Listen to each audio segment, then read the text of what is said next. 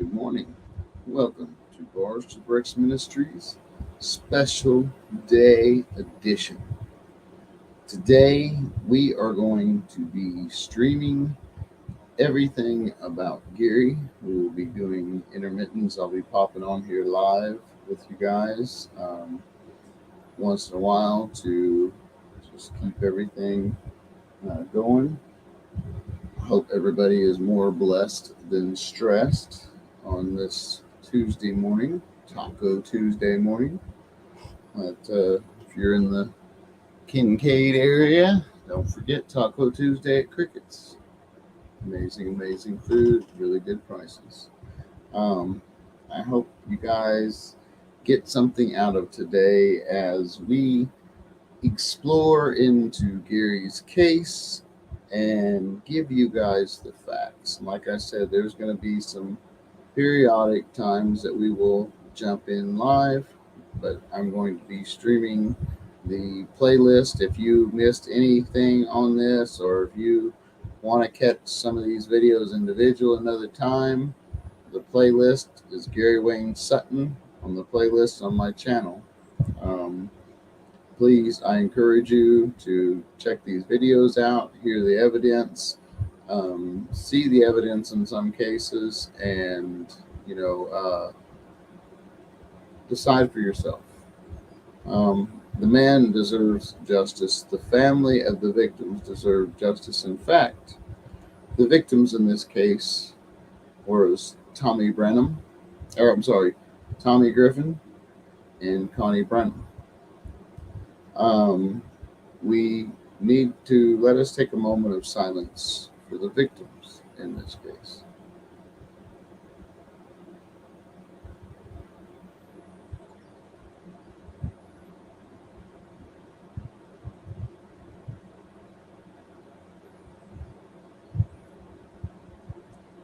Okay, before we proceed any further, please like, share, subscribe, and comment. I want to hear your comments on this from my regular viewers, subscribers, stuff. If you're not already subbed, please sub. Please join the channel. There'll be more in-depth. I'm going to do special lives and stuff with other interviews. A lot of stuff going on. And good morning, Judy. How are you doing? We have Miss Judy here this morning. And yes, and for you people that are new, are not used to my channel, new, following this case or whatever, Judy is a retired sergeant from Missouri State Penitentiary. So this is someone with some law enforcement background, and so I really encourage you to dig in. Our local law enforcement is thinking about looking into the case and helping you, and so still not pushing up daisies. Well, that's good. Me either. I'm still here. I'm feeling a little more live today. But anyway, so stuff carries weight, and today we're going to raise awareness for Gary. Yesterday we went out, did a little bit of talking to people around town and in Walmart and a couple other places. Got some people listening and interested. Made a lot of calls, and some people are starting to gain some interest and stuff. So, I mean, the more word we can get out, and the more we can bring to this case and the public eye and all that, and just flood the Tennessee governor with letters. Sign the petition. I will put a link to that petition up here in a little bit. I'll dig it out, and I'll pull it up on my phone and post it and pin it in the comments. So please sign that petition. It's very important. This man is sitting on death row with a soon impending execution date. And I promise you, this man is innocent. And for those who haven't heard this, haven't told this, when I heard all this stuff about this case at first, me too. I was like, "There's no way, it's just not possible. This is America. That'd be a horrific nightmare." Well, you see the title. Well, you see that under my name, "Innocent Incarcerated: An American Nightmare." That's the series of Gary's videos, because how much more of a nightmare is it to be arrested for your friend's murder and his sister's murder, and then be convicted of the murders you didn't commit, never got to mourn your friend. Um, Now he sits on death row, innocent. So, it's sad, and we need justice. It's long overdue. He's had a lacking legal team. It seems like if it can go against you, it is has been Gary. He's had all the way from inexperienced lawyers who couldn't even handle the case, and they told the judge even that, and the judge told him, "Tough, you're going to do it anyway," to counsel that just don't care, counsel that just don't file stuff on time, don't put in their best to help Gary. In fact, Gary was granted a new trial, but his counsel failed to get the paperwork in, the motions in for the new trial into the courts. And so now he don't get that new trial no more because she didn't file stuff on time.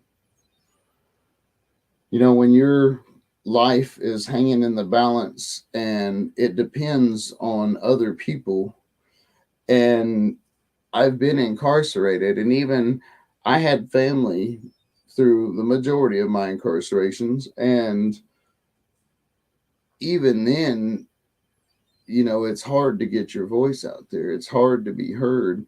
And I can't imagine being innocent and trying to get my voice heard. So today is all about Gary. And Judy poses a great question. I wonder how many other people have been executed that was truly innocent. I don't remember the exact numbers, but it was astounding. Too many. One is too many. But there has been at least 4 or 5 that I can think of off the top of my head that post execution DNA came back. They retested DNA later, that Peels had started everything, but it had been too late for someone, after everything denied, before someone decided to test the DNA, and they went back and they've even exhumed bodies that had been executed, and to check for innocence. And it happens too often. It happens too often, and it really makes us think about the death penalty. And obviously, as a Christian, as a pastor, but just as a person, it's not really, is it truly justice if we just murder somebody else? I mean, 2 wrongs don't make a right. It still a human life. And I will say this too. Over 20 years in prison, I've known a lot of murderers. Judy can probably back me up on this. I would say 70% of people that are in prison for murder, even if they're guilty, are some of the nicest, loyal people. And a lot of times it was out of a choice of it wasn't just going out to kill somebody. It was something, a situation or something. They had to defend themselves or whatever. And so they're incarcerated for killing somebody. And, or I'm totally against some of these kids that are getting life sentences and all this time for murders. They're a kid. Their mind's not developed. They have time to get that mental building and work through their issues and become better people. And but society don't want to give them a chance. We're too much of lock people up, throw away the key. Let me tell you what, the problem with recidivism isn't as much the people, it's the system and the people in the free world. I'm going to tell you, let me explain. If you want to talk about prisons, look up prisons in Norway, the Norwegian prison system. The first thing a lot of our politicians and stuff say is, oh my gosh, that's expensive, because it costs about $100,000 a year, about $100,000 more a year for prisoners in Norway. But the long term, they save money because their whole time of incarceration is about rehabilitation. It's about focusing on what got them there, how to change that and overcome that and make a difference. It's about making that person a better person. It's not about giving up on somebody, throw them away, lock them up, throw away the key. Programs in the United States are lacking at best, if they're even there. They're half-heartedly taught a lot of times. They're just not taken seriously. A lot of the staff don't maintain control over a lot of the classes.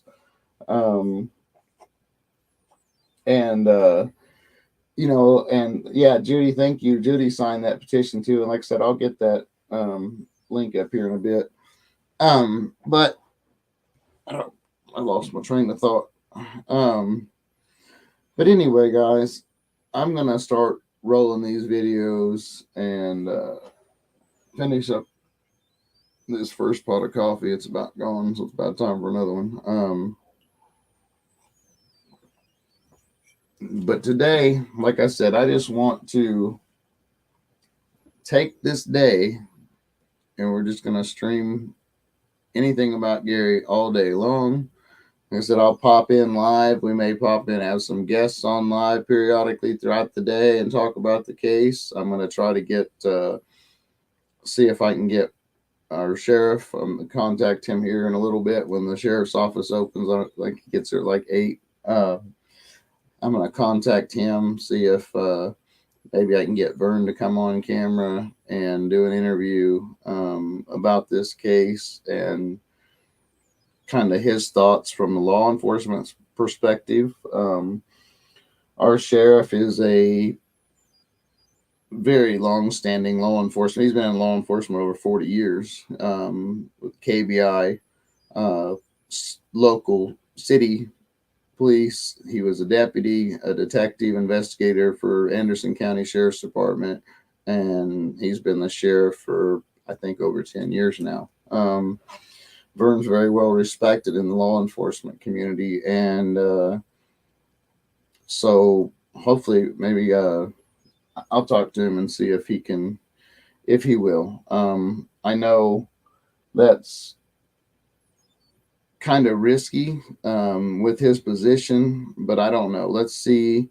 I have a pretty good response in my community over this. I've got a lot of support with this case, so I don't know that it would hurt Vern. It might help him because he's not liked by everybody. Obviously, he's liked by the majority. He's been our sheriff for several years, but he does get for sure.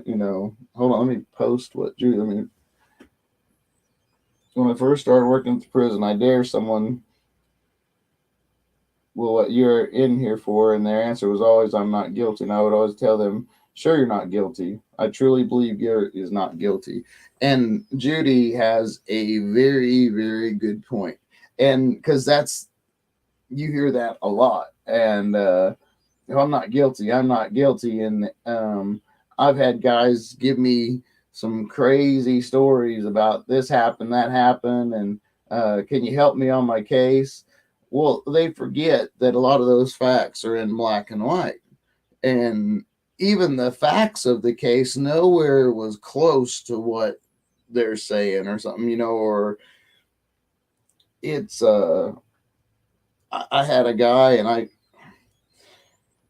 don't know. I always try to believe the best in people, and I'm not going to bring out his name. I probably should, but I don't think he'll ever be free to have to worry about it. If he don't get committed here in Kansas, he'll be committed in Missouri.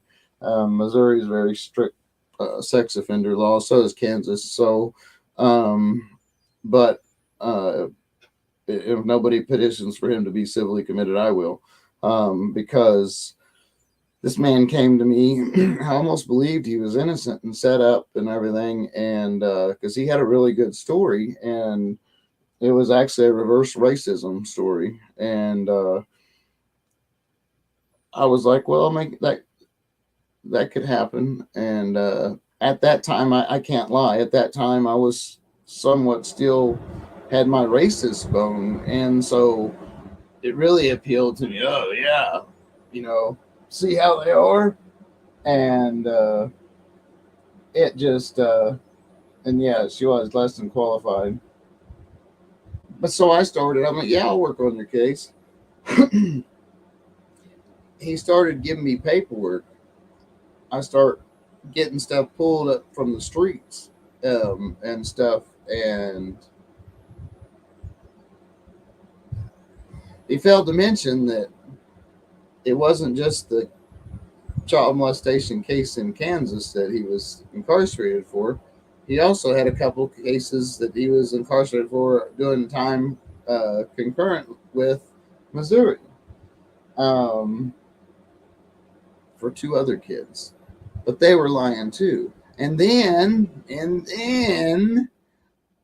I find this military record that he had been dishonorably discharged because there was like 20 something different kids, the accusations and stuff, and our US military, instead of, they didn't charge him with none of them.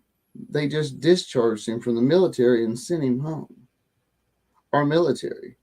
People want to talk about the church covering stuff up. That's our government. That's our military.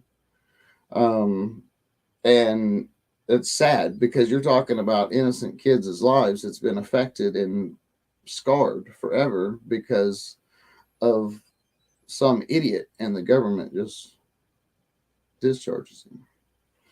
Now, I will say that was many, many years ago that he was discharged. Times are different now, but it don't excuse the behavior. Um, but this man, anyway, of course, when I confront him about this, well, those were all lies too. I'm like, well, check this out, buddy. You know, when it was talking about one kid, okay, it happens. It's the easiest case. Those are the easiest cases to get people locked up on. All it takes is someone to get a kid on the stand and said he did something. You're going to jail. You're losing your trial. You're going to prison. It don't matter if they have evidence. It don't matter if it's true or not. Same way a woman can get a guy locked up. Proof of that 70s show star.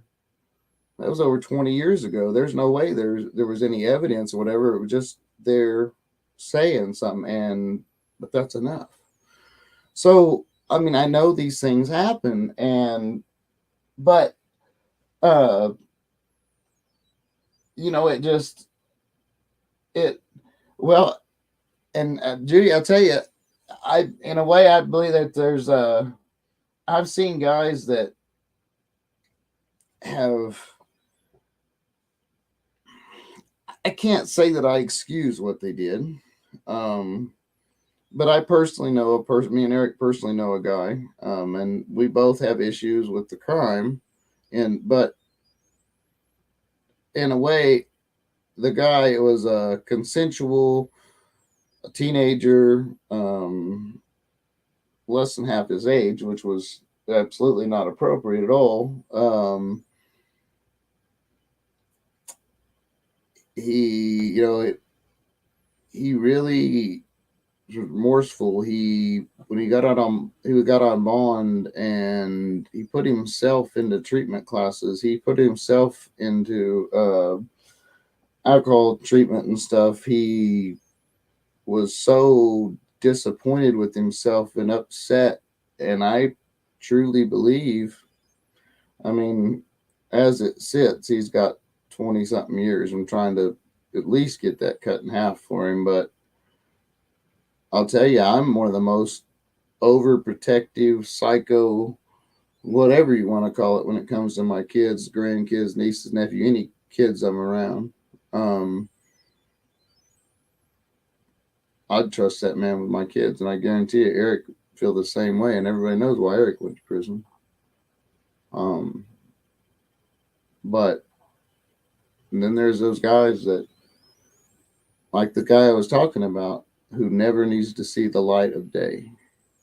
Um, I mean, I kind of agree with the statement of the lethal drug, but I mean, again, I'm not taking another life. It don't, as a Christian, it's not. You know, it's still murder, and so we just have to kind of, I don't know.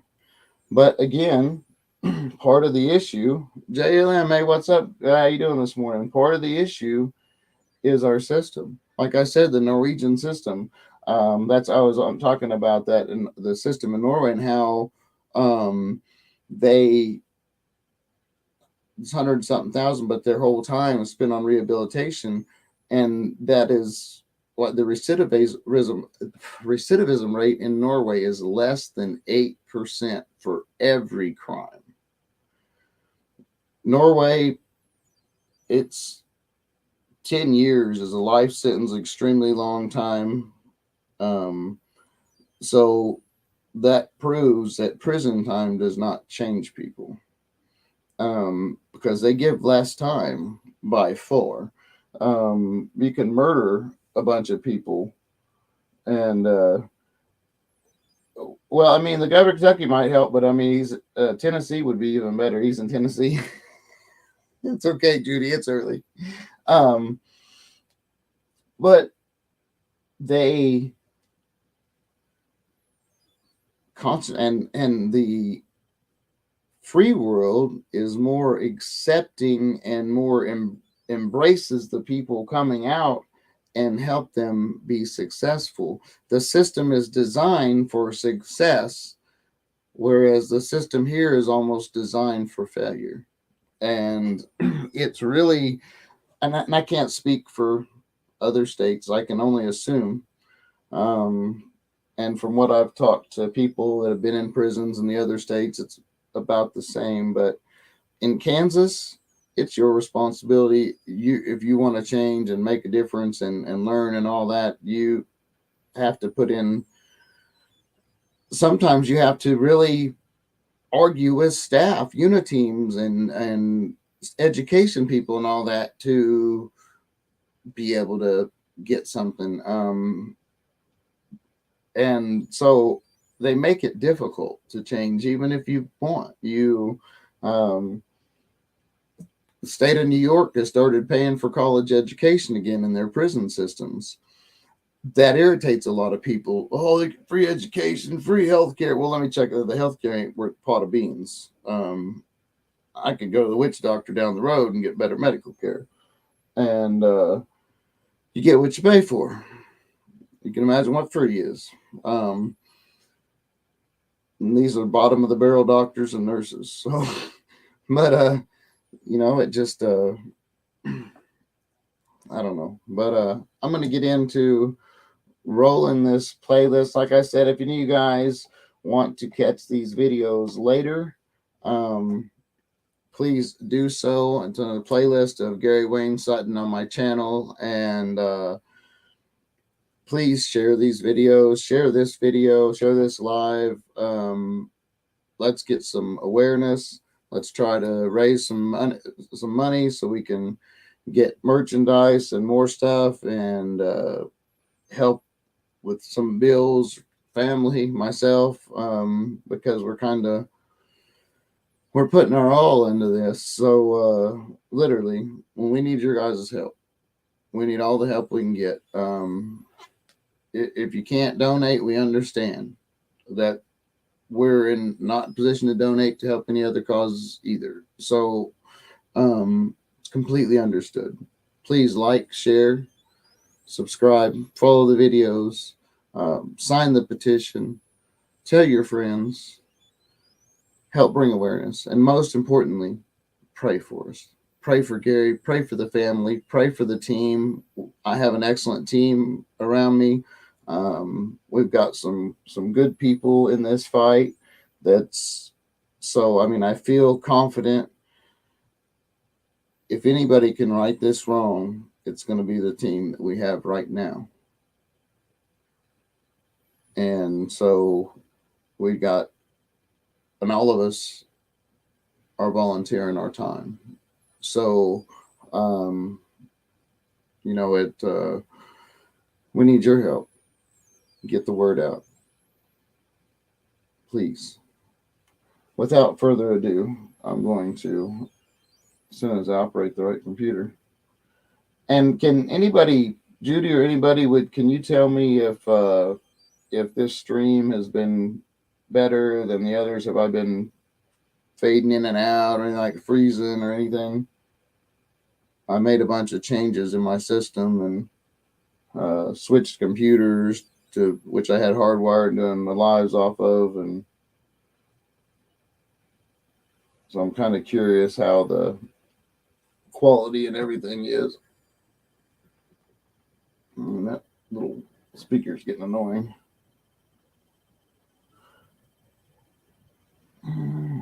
Maybe.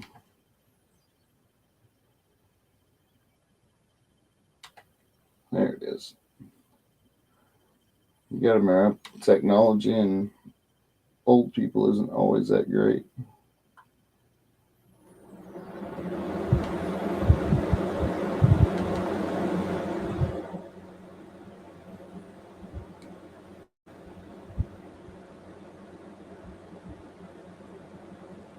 Let's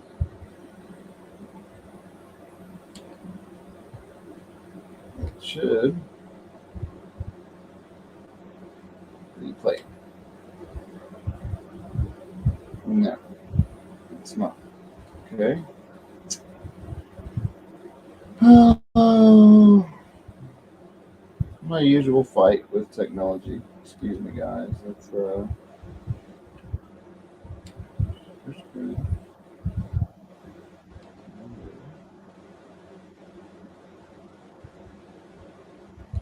Let's try something different.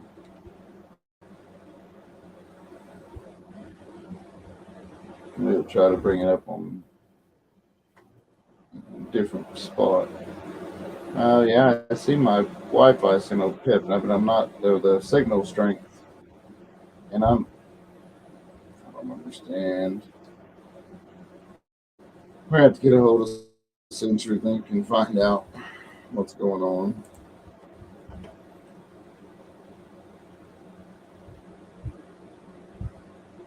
Well, sorry guys. Uh, computer's working at the speed of smell.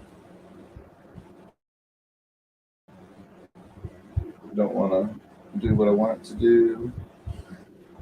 Story of my life. I swear these computers hate me sometimes.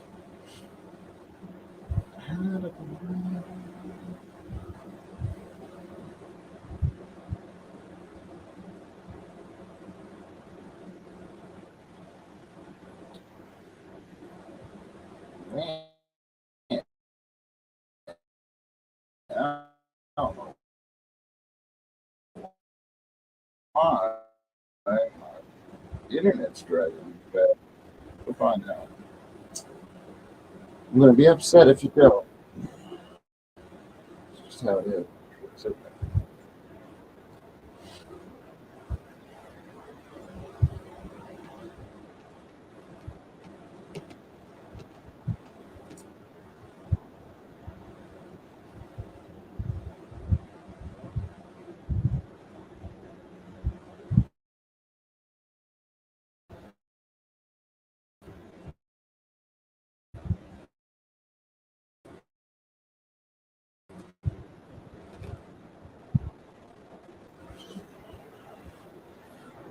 Always when you're trying to do something, that's how it goes. So I'm already dragging my signal down.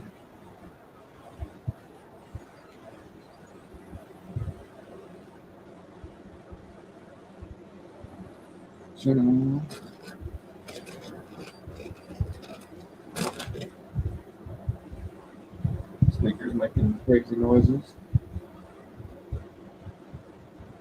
Okay, all right. Maybe we will.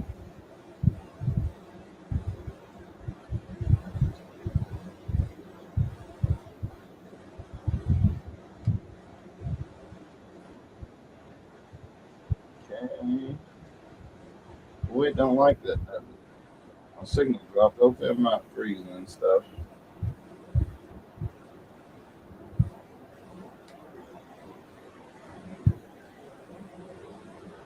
Oh, I see.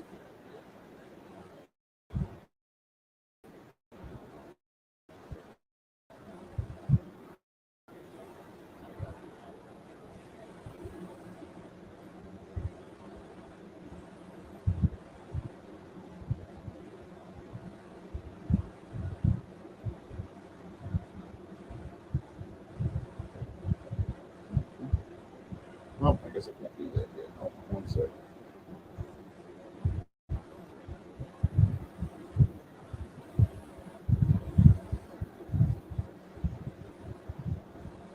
Cool myself. You guys have a awesome day. Enjoy these videos. If I can ever get them to play, I'm gonna bow out. I'm gonna go wait till it's make sure it's gonna play.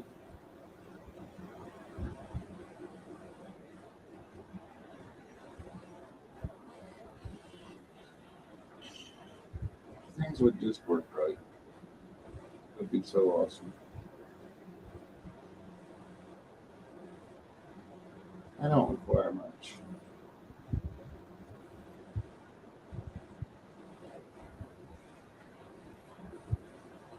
Man, this is ridiculous. I don't know if I'm gonna be able to do it or not, guys.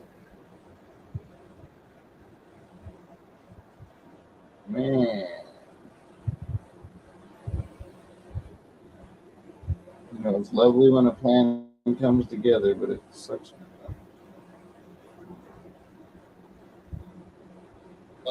Investigating discovery. What do we got going on?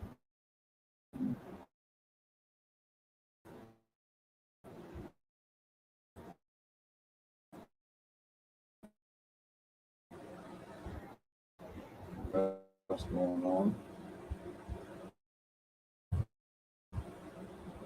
Okay, now let's see. Close everything else out but these two.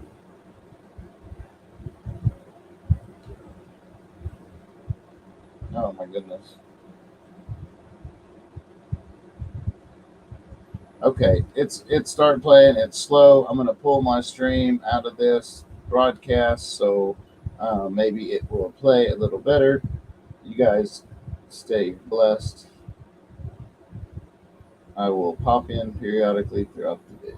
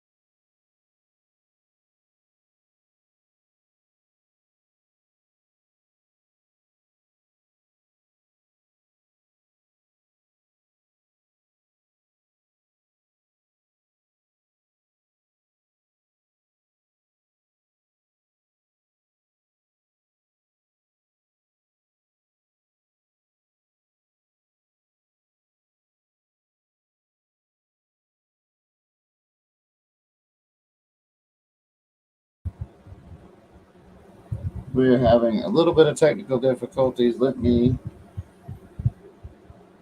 try something different. Try again. Sorry, guys. I don't know what has happened to sound. We're having a little bit of technical difficulties. Let me. Okay, I have sound back. Sorry if the echo.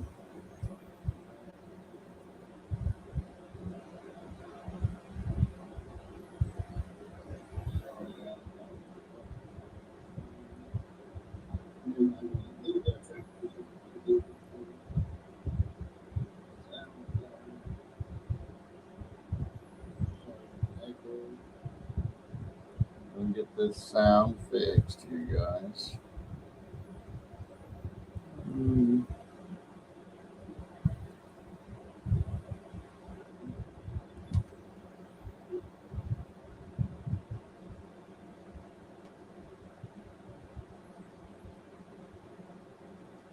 See if we can get sound out of this.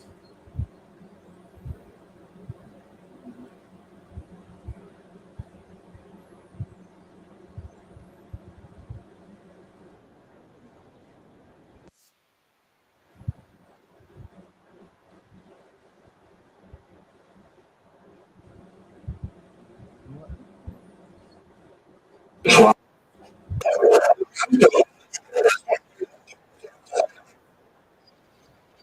was loud. Okay, now let's see. Sound back video. So let's try to share this again.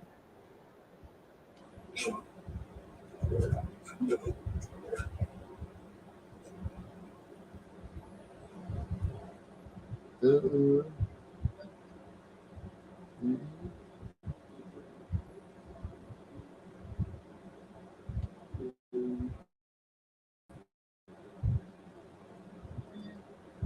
Getting there.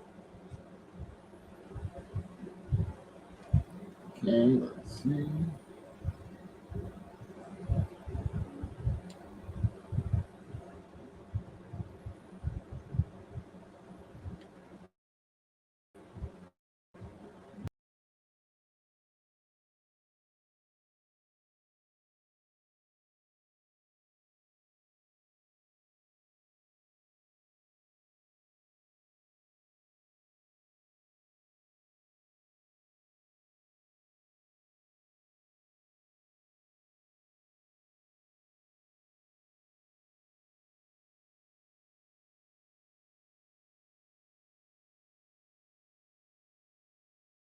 To survive.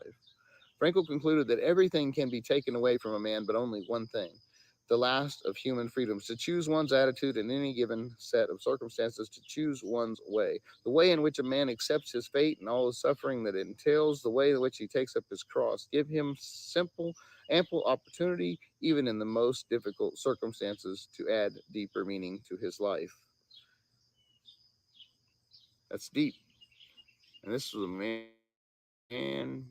who sat in Nazi concentration camps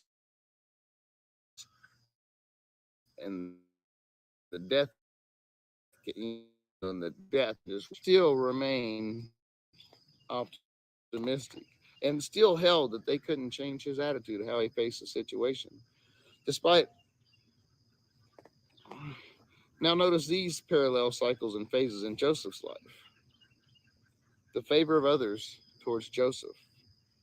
The Lord was with Joseph. Joseph found favor in Potiphar's sight. The Lord granted him favor in the sight of the keeper of the prison. The appointment to a position of trust and responsibility. Potiphar made him overseer of his house and all that he had put under his authority, and the keeper of the prison committed to Joseph's hand all the prisoners who were in the prison. Whatever they did there, it was his doing. Potiphar left all he had in Joseph's hand and did not know that he had except for the bread which he ate. The keeper of the prison did not look into anything that was under Joseph's authority. Joseph's success and prosperity. His master saw the Lord was with him, and the Lord made all he did to prosper in his hand. And the keeper of the prison saw the Lord was with him, and whatever he did, the Lord made it proper. The connection between God and Joseph's performance. Both Potiphar and the prison keeper recognized the connection between Joseph's God and Joseph's character and success. But don't think because God was with him that life was easy. His initial prison experience was anything but easy. In Psalm 105:18 tells us about Joseph that they hurt his feet with fetters. He was laid in irons until that time in which his word came to pass. The word of the Lord tested him. Now that's where everybody gets confused. They want to think life is going to be easy instead of praying for a situation to go away. Sometimes we just need to pray for a solution to that situation and go through it so we can grow. Eventually, however, Joseph was rewarded and vindicated. He was given a most unique position in the prison. He, a prisoner, was put in charge of the other prisoners. Like Potiphar, once the prison keeper had delegated this to Joseph, he didn't think about it again.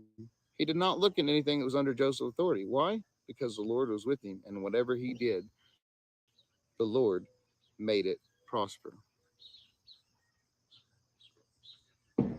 Faithfulness to God then does not exempt us from trouble, but notice also that in all our troubles, God is providentially at work.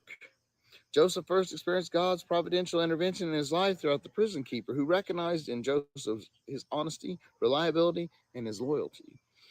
He recognized that Joseph was not a threat to others nor a potential escapee. The one day, in a seemingly natural occurrence, two new prisoners arrived, two senior officers of Pharaoh's household, the butler, cupbearer, and the baker. We don't know what these two men had done, but it was serious enough to warrant prison. Interesting, though, these two special prisoners were put into Joseph's custody, and it would appear that that very person who consigned them to Joseph's keeping was none other than Potiphar himself, the captain of the guard. If it was Potiphar, he must have known that Joseph did not try to rape his wife. Otherwise, why would he give Joseph the responsibility for these two men in the prison? If it was Potiphar, his influence over the prison keeper would explain why the prison keeper's treatment of Joseph paralleled Potiphar's treatment of him. And notice this: these two prisoners were senior management from the royal household. Perhaps this was the connection that would lead to Joseph's vindication. Perhaps this was a case of it's not what you know, but who you know. Was all this coincidence? No. No, it was not. Was it God's providence? Yes, absolutely. Like Joseph, these men had held senior trusted positions. In fact, they were closely related positions, and both men were responsible for the health and safety of the Pharaoh. The baker was entrusted with all the Pharaoh's food preparation, and the cupbearer responsible for tasting the food and drink before Pharaoh, just to make sure there were no poisons in it. So the cupbearer had to trust the baker, or else he would pay for it with his life. In prison, they were attended to by Joseph, and in prison, they experienced their remarkable dreams. But men, both men had a dream in the same night in prison. Both of their dreams related to their jobs in Pharaoh's household. Instinctively, they knew that these were no ordinary dreams. They weren't the product of eating garlic the night before. These dreams had special significance and implications, which, though they did not understand, caused them great anxiety. Noticing their downcast faces, Joseph asked them, "Why do you look so sad today?" If you would expect anyone to be downcast, it would be Joseph, but he doesn't. And he focuses on the situation, not on his own situation, but on the situation of others. Do you often find that in some people? Perhaps you go to visit someone who is in dire circumstances, sick or aged or unemployed. And instead, you're encouraging them. They encourage you. I wonder in your own life when you have passed through dark circumstances, if you have been used by God to bring light and hope to someone else. That's what Joseph did in prison. Undoubtedly, God was using Joseph. perhaps even changing Joseph for greater tasks ahead. Before entering the reality of his vision years before, he had to experience oppression, rejection, false treatment, and suffering. He had to be the sacrificial lamb, if you will. He would pay the penalty for his brother's sins in order for they could enter into the blessings that he would provide for them. Joseph was going to find out that God uses us. He tests us. Someone in the church I have pastored once said, "You'll never know that God is enough until he's all that you've got." That is powerful. You will never know that God is enough until you are without, until he's all you got. I'm sorry. The two new prisoners explained to Joseph that all the cause of sadness was that they had both their dreams they didn't understand without an interpreter. To which Joseph replied, "Do not interpretations belong to God? Tell them to me, please." Joseph knew that only God could interpret dreams, hence the invitation for them to tell the dreams indicates that he knew that God would help him interpret them. He was aware of his very special relationship with God. Isn't it ironic to find the dreamer himself is now the interpreter of other people's dreams? And isn't it ironic that we know the rest of the story? That Joseph's boyhood dreams of dominating others would ultimately come true, but in a very circuitous manner. What do we learn from Joseph about injustice? We must not allow injustice to control us emotionally. That's a hard one. We must not allow mistreatment and unfairness in our situation to take over our emotions.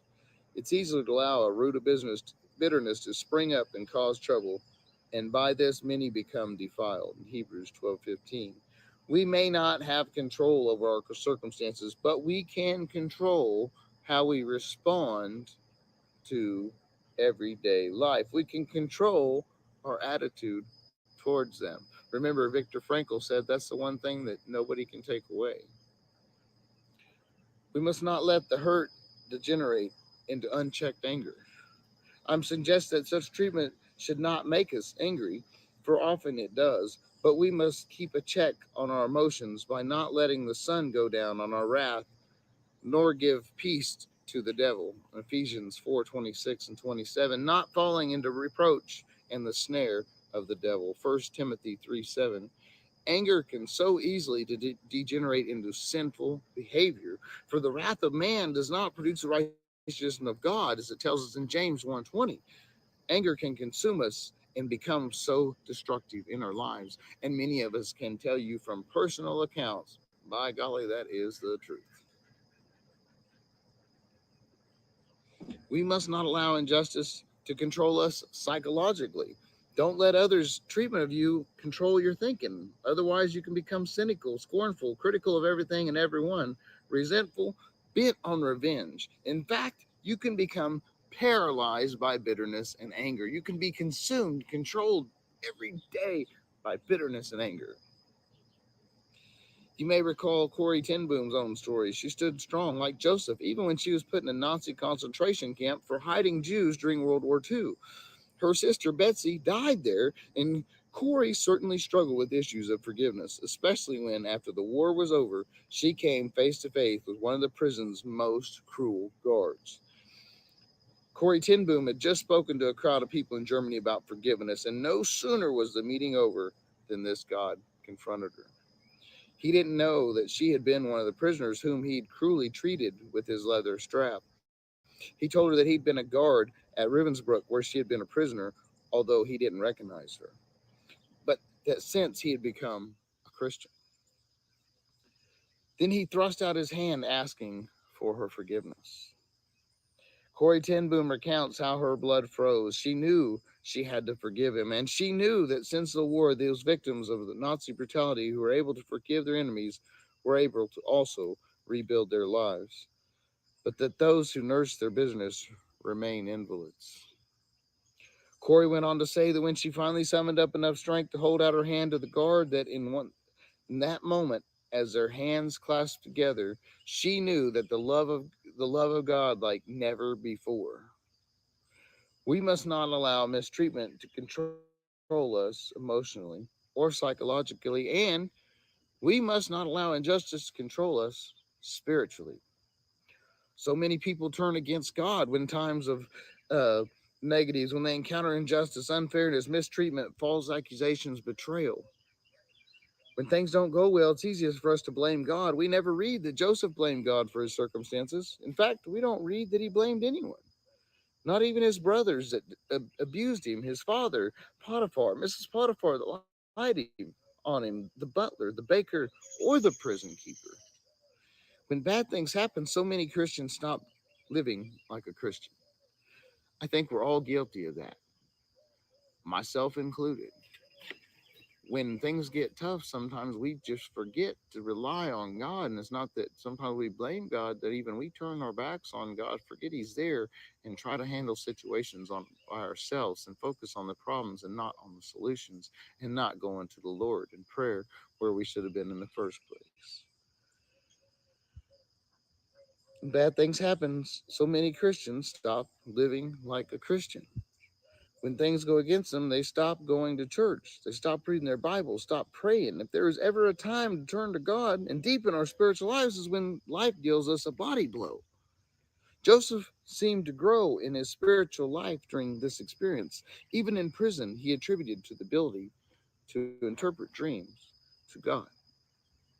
We must not allow injustice to make us impatient. While we wait for God to open up the way before us, while we wait for God to vindicate us, while we wait for God to reward us openly. Joseph spent a good portion of his time in Egypt in prison, and some of that time he knew that one man on the outside could probably attain his freedom, but he forgot Joseph. The following 2 years must have been intermittently long for Joseph, and he must have despaired of ever getting out. That opportunity had passed. Would there ever be another? If he wondered why God was in all this, we don't. If he ever wondered where God was in all this, we don't read about it. Did he wonder if God had abandoned him? Did he ever doubt what God existed at all? We hear people all the time in the news have been condemned to prison for crimes they have not committed, like Gary Wayne Sutton. And I often wonder how they deal with that emotionally, psychologically, socially, spiritually. After 27 years in prison, Nelson Mandela went on to live a productive life. What can we learn from Paul about injustice? Paul was mistreated. Paul was misunderstood. He was unfairly criticized, unjustly imprisoned, stoned, shipwrecked, starved. But he said, "Let all bitterness, wrath, anger, clamor, and evil speaking be away from you, along with all malice. And be kind to one another, tenderhearted, forgiving one another, even as God in Christ has forgiven you." Ephesians 4:31 and 32. That's the Christian principle for responding to false accusations, unfairness, and injustice. Paul reminds us that if your enemy hunger, feed him. If he's thirsty, give him a drink. For in doing so, you will heap coals of fire on his head. Do not be overcome by evil, but overcome evil with good. Romans 12:20. That's hard when we've been treated, but so necessarily. What do we learn from Peter about injustices? Peter writes to Christians who are suffering from their faith in Christ, unfairly, unjustly mistreated. He reminds us a basic Christian principle. For what credit is there if when you sin and are harshly treated, you endure it with patience? But if when you do what is right and suffer for it and patiently endure, this finds favor with God. 1 Peter 2:20. Peter reminds us of the example of Jesus, who committed no sin, nor was deceit found in his mouth, who, when he was rivaled, did not revile in turn.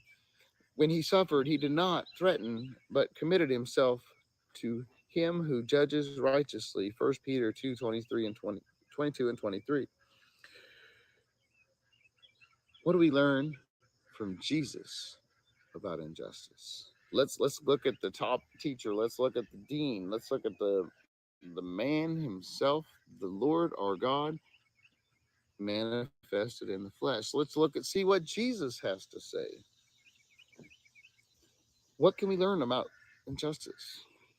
All of this, of course, points to one greater than Joseph, one who cast aside his royal robes, took upon the form of a servant, one who came to his own, but his own did not receive him, one who was given a purple robe, a mockery, but those who called for his death. But the one who was abased, God highly exalted to be the Prince and a Savior. Jesus teaches us much about responding to injustice, both in the ways he responded to injustice perpetrated against him and in his teachings. Jesus even said, "Love your enemies" in Matthew.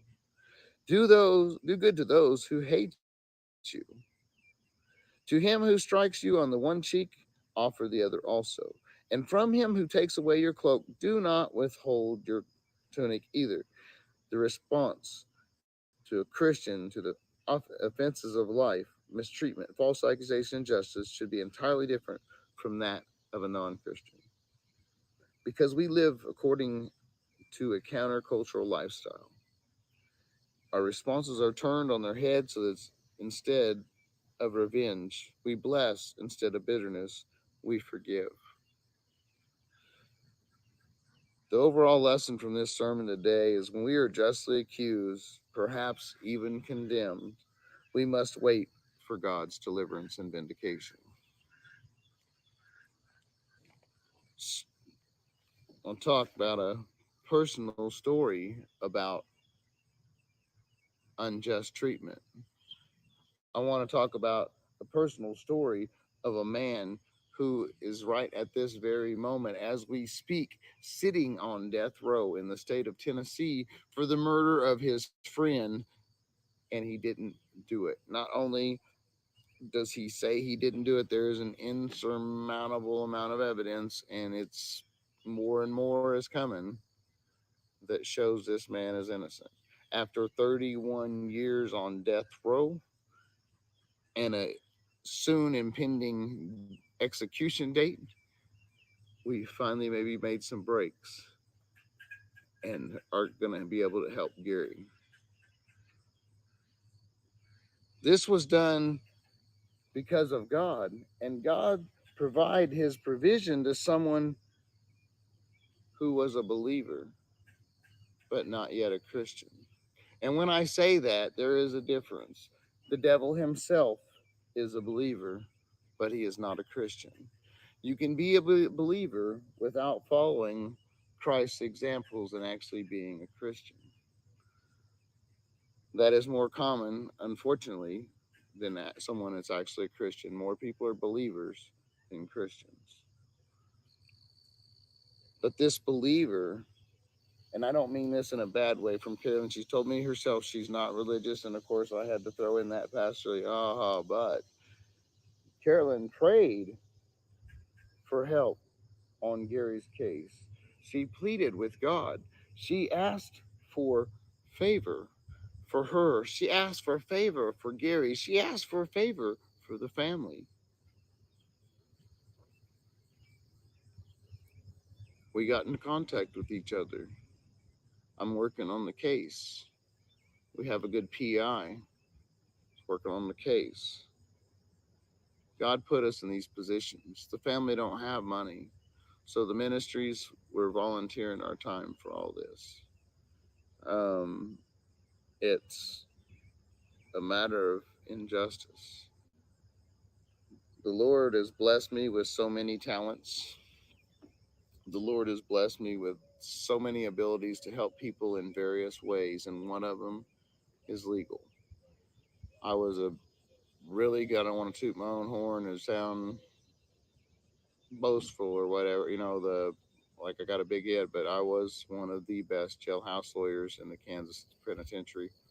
You don't have to take my word for it. You can go in there and ask. People wanted me to do their legal work. I was so backed up. I always had a pile of cases. And mind you, that I didn't take a case if I didn't think it had merit. I'm not going to waste somebody's time.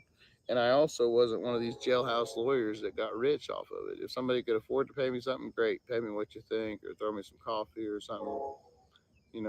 Something cost them 1,000, 1,500 or more on the streets.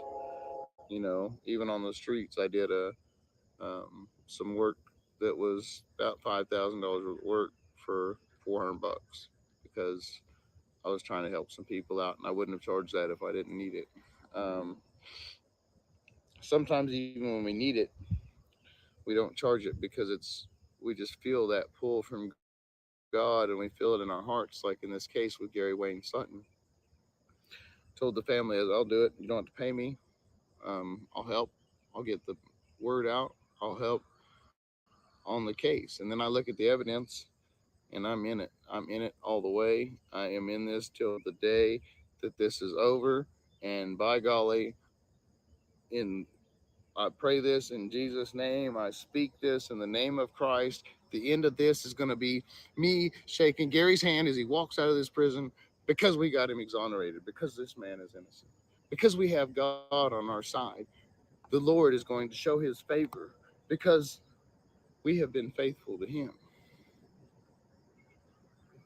The Lord can bless others through the service of one. People were healed in the Bible and the gospel because of who they were associated with, of who their friends and their friends' faith. They were healed through the faith of others.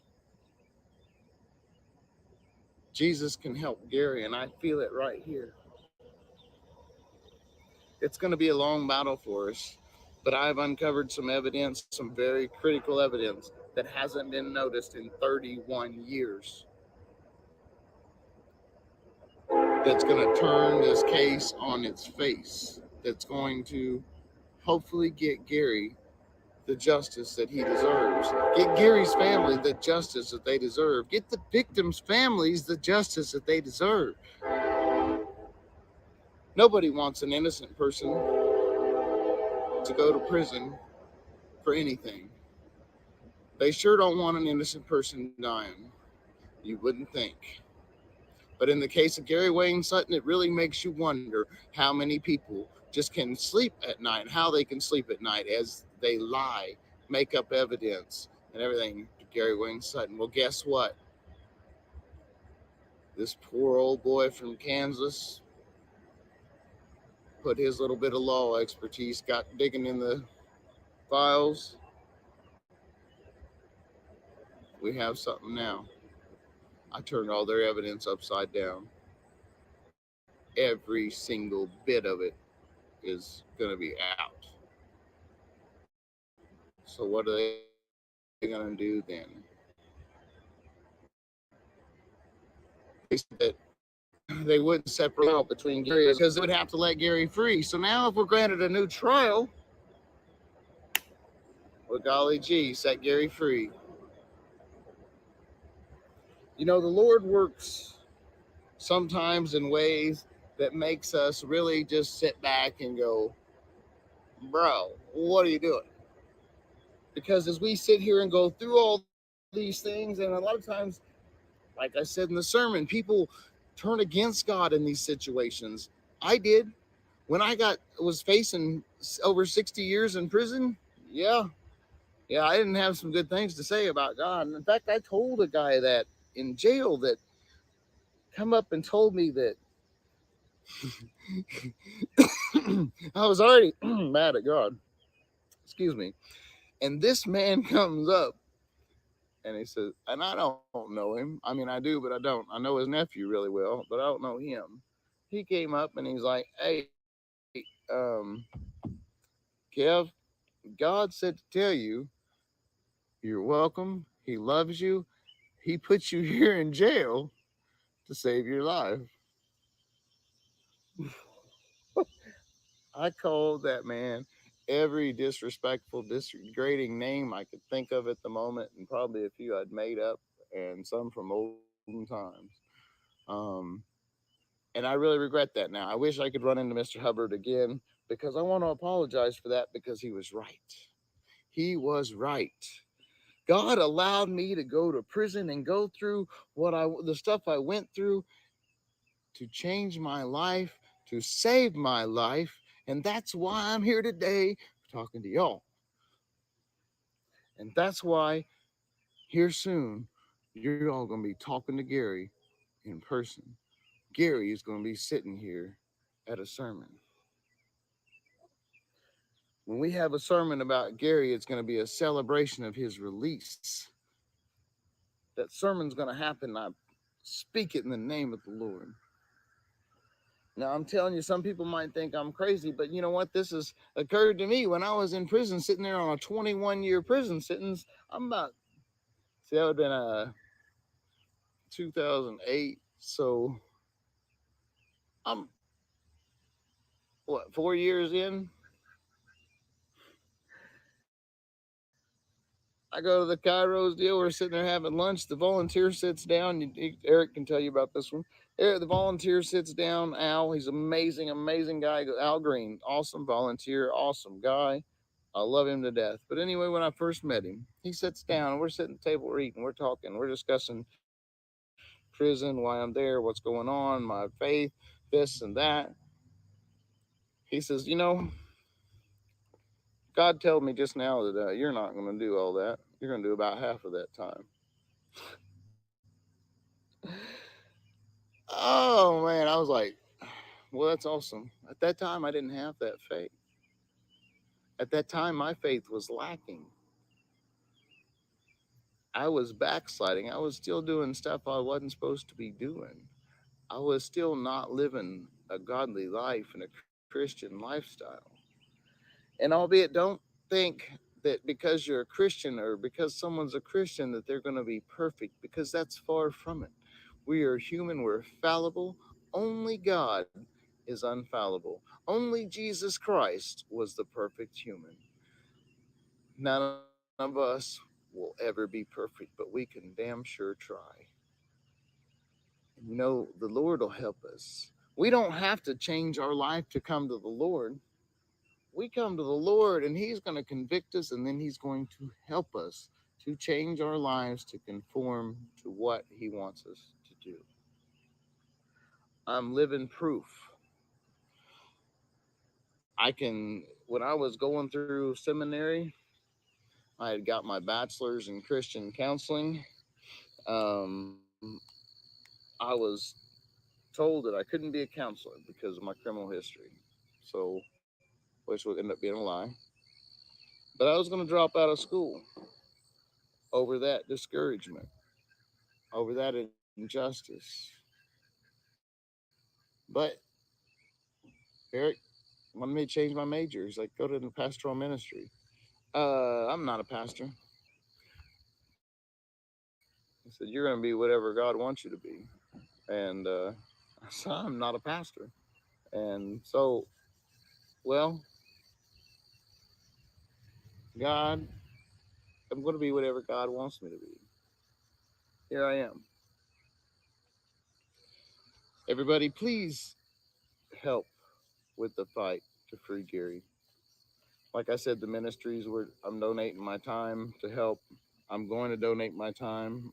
I have some bills that are overdue, some more coming. Um, I've turned down all side jobs and all of that I had lined up because I need to concentrate on this case. So I know some of you may say that's kind of irresponsible in a way, but we are on a time crunch and it's talking about a human life here. I can do without. I can do without. I'm still free. I can suffer a little bit because I'm still free. I can eat some noodles because I'm still free. I'm not facing death row for something I didn't do. This man is. I'm not going to give up. I will not stop. I'm going to continue to put 12 or more hours a day into Gary Wayne Sutton and getting Gary Wayne Sutton freed from prison and freed from these injustices from all over all these years. Please donate to the ministries today. Donate on Cash App.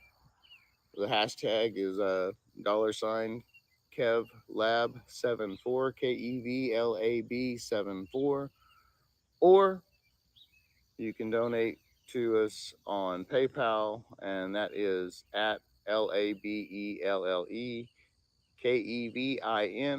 2. Thank you very much for watching and listening. Let us close in prayer. Lord Jesus, thank you so much for your holy words and for your provisions and favor that you give on us. Lord, even thank you for the trials and tribulations that we go through, as it shows us that we need you, Lord, and that you will help us through.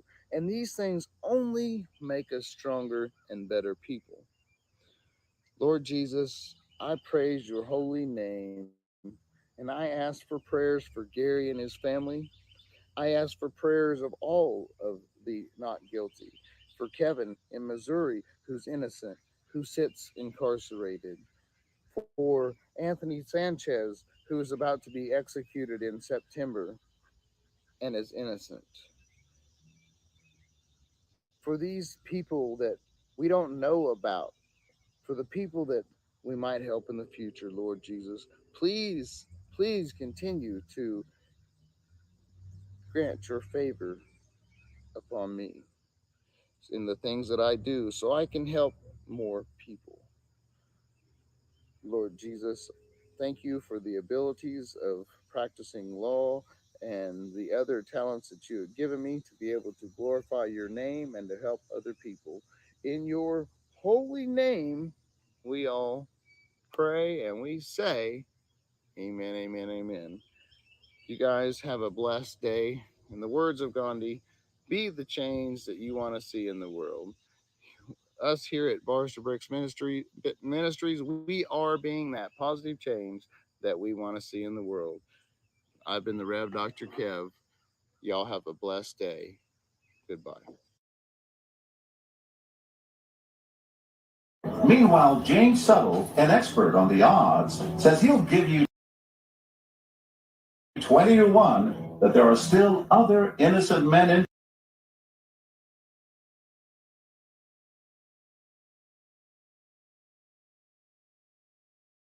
prison because of Dr. Harlan.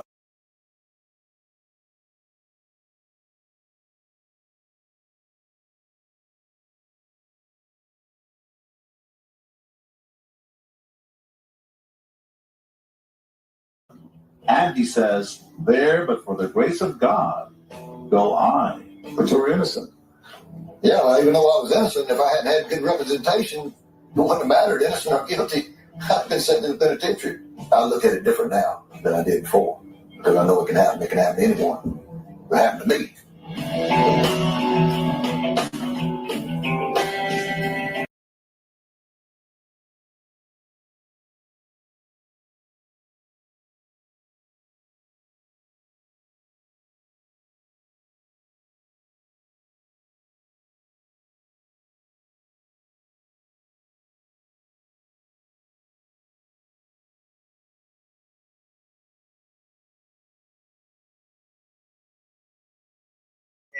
And you can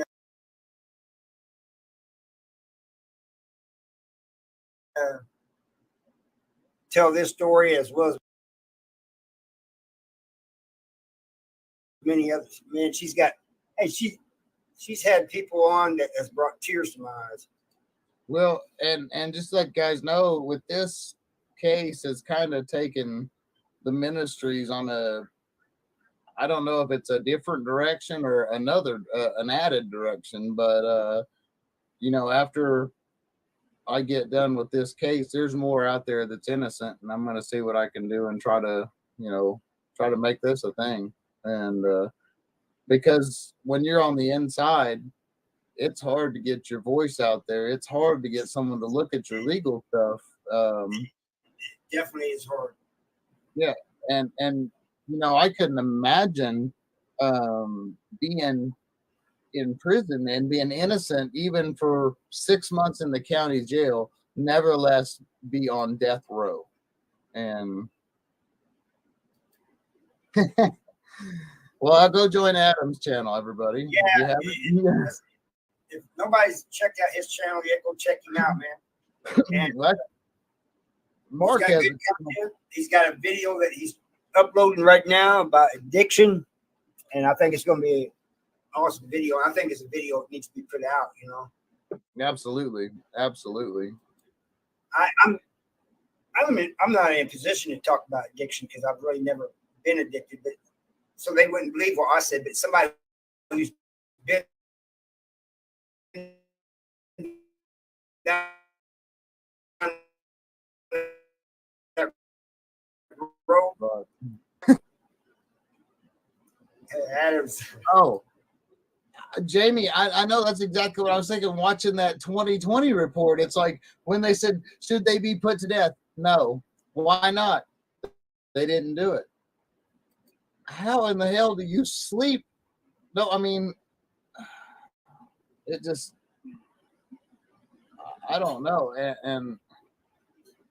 And you know, and it's just the family of Tommy Griffin and the family of Connie Brenham, the two people that were murdered, they deserve justice. They deserve to have the real killers behind bars, not two innocent men. Right. And Gary, Right. who was Tommy's best friend, they'd never even had a cross word. Just yeah, and at the beginning, so Karen, at the very first trial, they give him these two attorneys that had never handled a major criminal case. They had never handled anything but I don't remember what it was, something super petty. And they were saying from the beginning that they were not qualified to handle a capital case. They're pleading this judge to let them off the case. They're not qualified. They're pleading because they're not going to do them any justice. But you know what? The judge said, I don't care. You're going to do it. Yeah, Jamie. I mean, that's at my worst in life. I don't think I could have done that to somebody. Here's the petition link again, everybody. If anybody wants to go sign it. Yeah, please. Thank you, Jules. But I mean, that's it's very disturbing. And yeah, go get you a mug from me or a shirt, you know, just order it and tell us the size and stuff. Well, JK, the only problem is this public, there's even not even any pretender to them. There's just the brief that this so-called attorney wrote is just ludicrous. And then she didn't want to give a copy of the brief to Gary, and then Gary signed a power of attorney over to his brother. His brother went in there to her office. She laughed him out of the office, didn't want to give him copies, and when they finally got copies, they found out why. Because it looks like the damn state wrote that brief. Right. It's horrible. And that's been part of the issue, that he's not had effective counsel. And then when he has counsel that might be affected, because this woman graduated summa cum laude of her law school, and it makes me really have to wonder what kind of law students they're putting out. Well, here's something else too, and Mark said it earlier. I spent 29 years around people who were guilty. Right. I mean, you just know. You, like he said, it's in the eyes. Yep. And you can look at this, even in photos. I can look in this guy's eyes and tell he's never done something like that. But that aside, back to those shotgun shells, back to the autopsy that's all messed up on different days and stuff. That alone, you know what I'm saying? And you said the shotgun shell wasn't even there like a day or so, they right. Yeah, 2 days before when they initially found the body. This was a secondary search, illegal secondary search, by the way, and we have Fourth Amendment violations on this search. It was an illegal search, and then they supposedly found these shells just perfectly placed there where it would have been in camera shot of the shots they took 2 days prior. But I guess they just floated back up from under the leaves, or they were hanging in the air and nobody saw them, and they just floated back down and everybody left, Or wait a minute, that TBI agent set them there before he took that picture. Right. And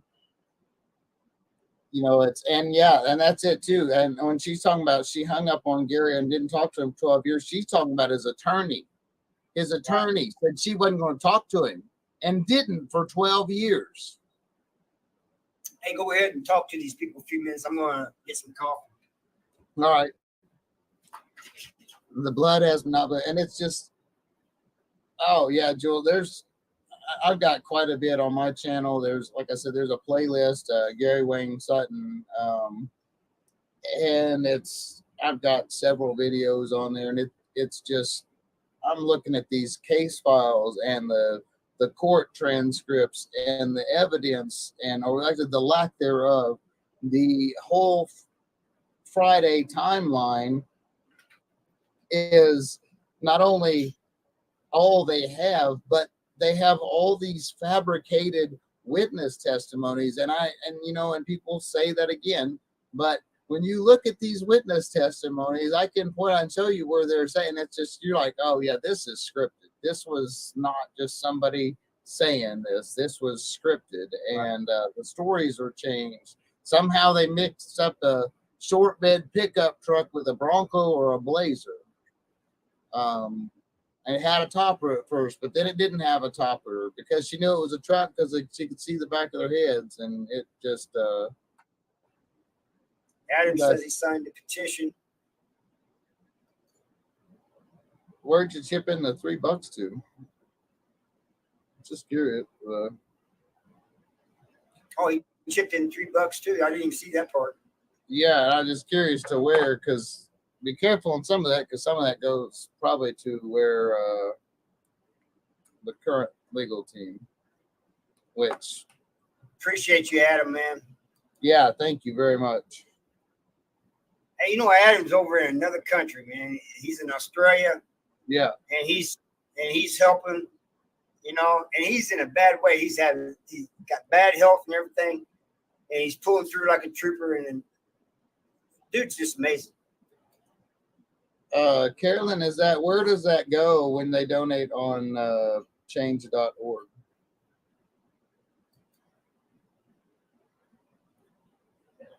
She's Jules said she signed it too. Yeah. I just don't mind. I don't care, people, as long as it's going to the cause somewhere. That's all I care. I just don't want it going to the people that aren't doing it. He donated to the petition. Yeah, and Jamie said it goes to change.org, so that's cool. That as long as it goes to change.org, that's a good organization. They do a lot of good. So and Carolyn said don't donate for it. It's not for Gary. Yeah, that's for change.org. But I'm gonna have to go back to the chat and click on the link and sign it when I get off here. Yeah. Well, and that's the bad part about StreamYard is you can't click on the links. It was like earlier when I went to go check on Joe, I had to go into YouTube and click the link, and then. Oh, she's saying don't donate to the petition thing. Is that what she's saying? Yeah, it don't go to Gary. It goes to change.org is what she said. The thinks about going to spread the word about it. It's supposed to be for them, I think, and it gets. Oh yeah, so they show it to more people. Yeah, that's good. It's good then, right? Yeah, well, yeah, and that's what I say. As long as it's going to benefit Gary, that's because I don't want people to get the misconception of that either. There's two misconceptions I've had about this case. Either one, that I'm crazy for donating my time, or two, I must be getting paid a lot of money for it. It's like, well, I might be crazy. That part might be on, but we're working off the donations. The family's don't have money, I'm not, and I didn't take this on for money. I took it into I think after because I got a petition going for Kevin. I think after so many in the news does a thing on it too. Oh, really? After so many people have signed it. Yeah. Well, I get that. You'll have to clue me in on the deal about Kevin, if there's any way I can help and stuff like that too. Yeah, there's a petition in the same place for him. Yeah. For, Kevin. But Kevin, sometimes he feels like he wants to give up. That's understandable. If you're in there for something you didn't do, Yeah. and you've been in there over 30 years, like Gary has. That's Kevin's in the same position, except he's not on death row. It's got to wear on you mentally. Yeah. That's oh, Adam, I appreciate it, but it's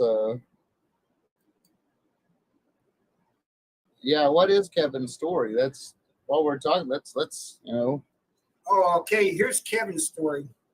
He's from St. Louis.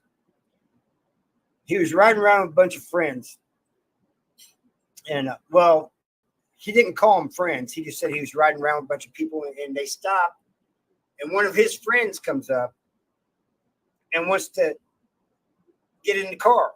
These other guys didn't want him to get in the car. They said, no, there ain't enough room. Of course, Kevin said it was kind of crowded. But they let her in the car. And they drive around, they're drinking, and they're doing drugs and all this stuff. Kevin passes out. And it's nighttime.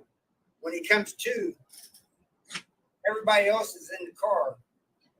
Has this woman out in front of the car, headlights on, and they're killing her. wow. And he said, I thought I was seeing like a movie or something. He said I couldn't believe it. And what he should have done was went back and told the cops, but he didn't. And they got him for it. None of the others got arrested for it. They're still running. One guy is even out there bragging about it because I met a guy in prison and I mentioned Kevin's name. Kevin had already been transferred to another prison. And he said, "Who'd you say?" And I said, "Kevin Hoppy." He goes, "I was in a bar with my dad, and this guy was bragging about how he got away with it, and that a guy named Kevin Hoppy was in prison for it." I said, "Well, you need to write Kevin and let him know." Yeah. And Wow. what really gets Kevin is this was Kevin's friend, and it really bothers him, And he said that was a. Send me everything you got on his case info. It'll be a minute. I want to get some stuff filed for Gary and get on a spot where I can take a break on Gary. No problem, Adam. I'll take a look at that for sure and see what. No, Adam. What he's saying is the $3 is going to help spread the petition about the petition. Isn't that what you're saying? Well, Carolyn was saying, yeah, it does help with change.org, but it don't actually go to Gary. Anything you donate to me or purchase through Gary's, the merch we're going to put up with Gary, or any of my merch right now, as far as that goes, I'm donating 100% of my merch sales to this cause and everything the ministry earns. So, I don't know why the other guys didn't get charged, Smokey. All I do know is that Kevin said they had him in a room and they beat on him and finally got him to confess. Coerced a confession out of him. One of these things where they say, "Just tell us and we'll let you go home." Yeah. Not quite like that, but you know what I mean. Adam, if you insist on giving that $2, which you do not have to give that $2, if you insist, so you can PayPal it to me. But because anything I get on PayPal, Cash App, all donations to the ministry, all merch sales for the ministry, all that is going to help Gary. So right. Well, thank you, Carolyn.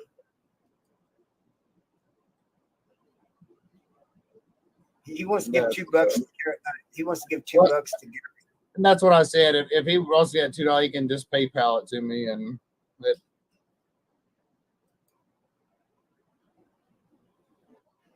Judy is back. Judy.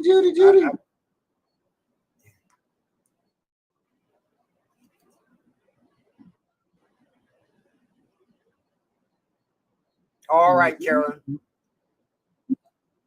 What were you Trying eating, to catch up on Judy? Oh yeah, man, JK, maybe I'll have to send you some of mine. I'll do some drawings. I'll sell some drawings and support this. I mean, No, you're not an idiot, Adam.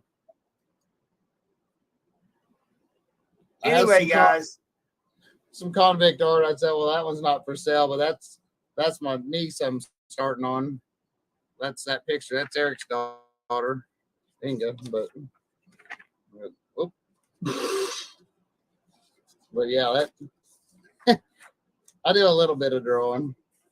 I think my drawing is my most popular stuff on my channel. More than my ugly mug, that's for sure. But yeah, anyway, I'm not trying to advertise on Harvey's channel either. No. It's okay. It's okay, man. Hey, I will sell any art. I will draw custom portraits. I will draw a picture, whatever you want. Let me know. And the money to go help Gary. So Judy says she'll sign after the petition is over. thank you very much, Judy. And everybody. Thank you, JK. That's awesome. Everybody that's helping. Thank you, Smoky Cat. Everybody that's helping. So we appreciate it so much. And like I said, I took on this volunteer, and honestly, when Carolyn was telling me all these things, I'm just sitting there thinking, honestly, this can't be true. We're in America. It's a capital case, which gets more attention. He gets these extra attorneys. He gets this. There's just no way. And then I look at it, and well, I'm fully vested. So that there's so many. What a lot of people don't understand either is a lot of times prosecutors are just wanting a conviction, especially if it's during an election year. Yep. People don't realize they get elected. They didn't even ask for a change of venue. And in the 90s, it would have been easier to move it over a couple counties and get a better trial than try it in Blount County where all the media attention was. All the jurors knew about one of the jurors they selected, even said they knew about the Sevier County trial and knew they had been convicted of a crime there. Right. So that already has tainted the jury's mind. And hey, Broken Home, how's it going? Lauren, how you doing? Hey, I'm thinking of something else. Sorry about that. Hey, Broken Home, how you doing? I was thinking, what was I thinking of? Oh yeah, hit them likes, people. If you haven't hit that like button, hit that like hit button. that like. You guys, go here to YouTube and make sure I did. Nope, I did now. If you hit the like and share this, it gets out to more people. It helps the algorithm and all that. Push it up in analytics. But yeah. And Adam, for Gary, anything sent to me, it goes to Gary. So I mean, that's towards his case. If you want to go to him, I'm sure we can arrange that. I can talk to Carolyn and find out how we can get it directly to him, or Carolyn can put it on right here. I did post on my community post the other night. There is an address for Gary and his DOC info if people want to write him. Some encouraging words. This man's been sitting in death row for 31 years. And besides me and Heather, the private investigator that we have right now, nobody's showed any interest in this case. Nobody's given him any hope. So, man, even a little letter, hey, thinking of you, would probably make his day. And Gary's an amazing, amazing guy. He just talked to him that once, and I just know we're going to be lifelong friends. Because, like I said, I'm going to be there to shake that man's hand when we get him out. I'm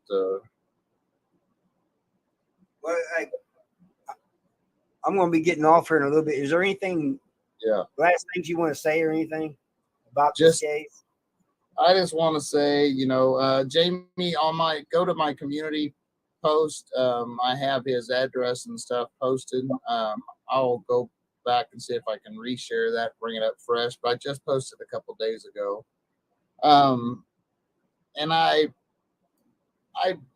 thank everybody, you guys, for your support. Just please get the word out. You've seen the evidence. You know, it's not just someone saying that. Oh yeah, and here, Carolyn, important information there. And they get mail there. They don't have any tablets there yet. There's no email or nothing like that. So you got to write it on paper.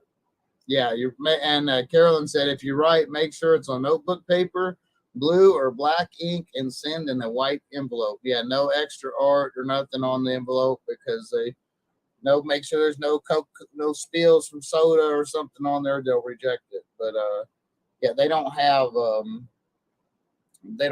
tablets and email and stuff there yet. They're pretty far behind in Tennessee.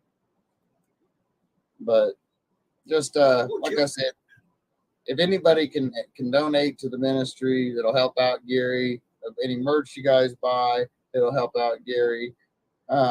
Share this stuff, like it, keep us in your prayers. You know, especially Gary and the family. This is, while this brings hope, it also, Harvey, all the uneasiness of being in court and all the unknowns and all that, it adds a whole nother stress, even if it's in a positive way. It's still, so you guys, I really appreciate it. And I thank everybody. Jules, Adam, I thank you guys for putting the links up. Mindy, I thank you for putting that link up too. But I'm going to get off of here. Carolyn, thank you for everything, letting us know everything, and for being here and helping Kevin talk about this. I really appreciate that. And after I get off here, I'm going to sign the petition, and I'm going to share this video that me and Kevin just did here, and try to get this out there. And you guys share it too. Let's see what we can do. You guys have a nice night. Thank you, guys. God bless.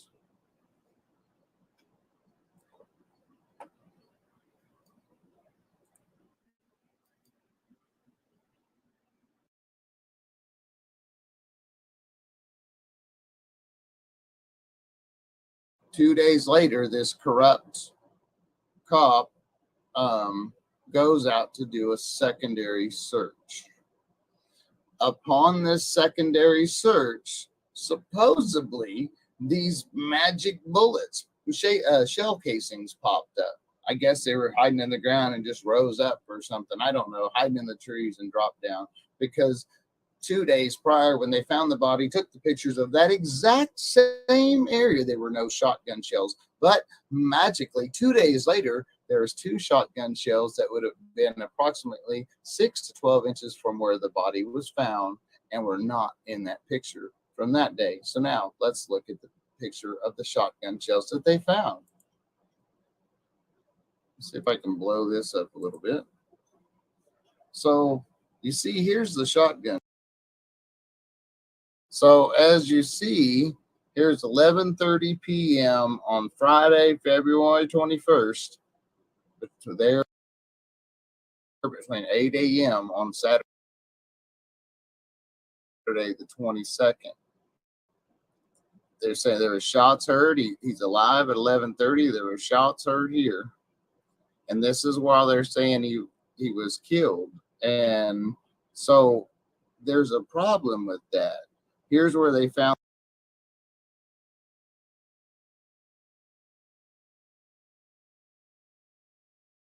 on the body.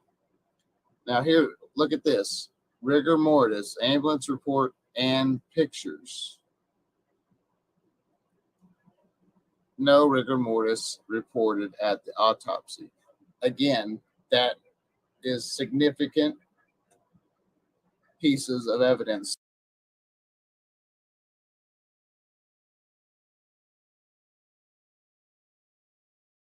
We have made some breaks in the Gary Wayne Sutton case. If you guys weren't convinced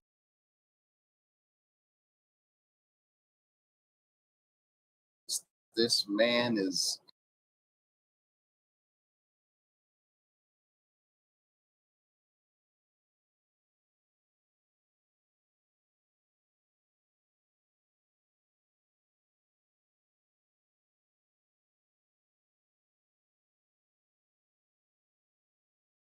innocent before, I guarantee you're not going to want to miss this evidence, because you're going to see that this man is innocent now, and you're going to be furious as he sits on death row with all these discrepancies and problems.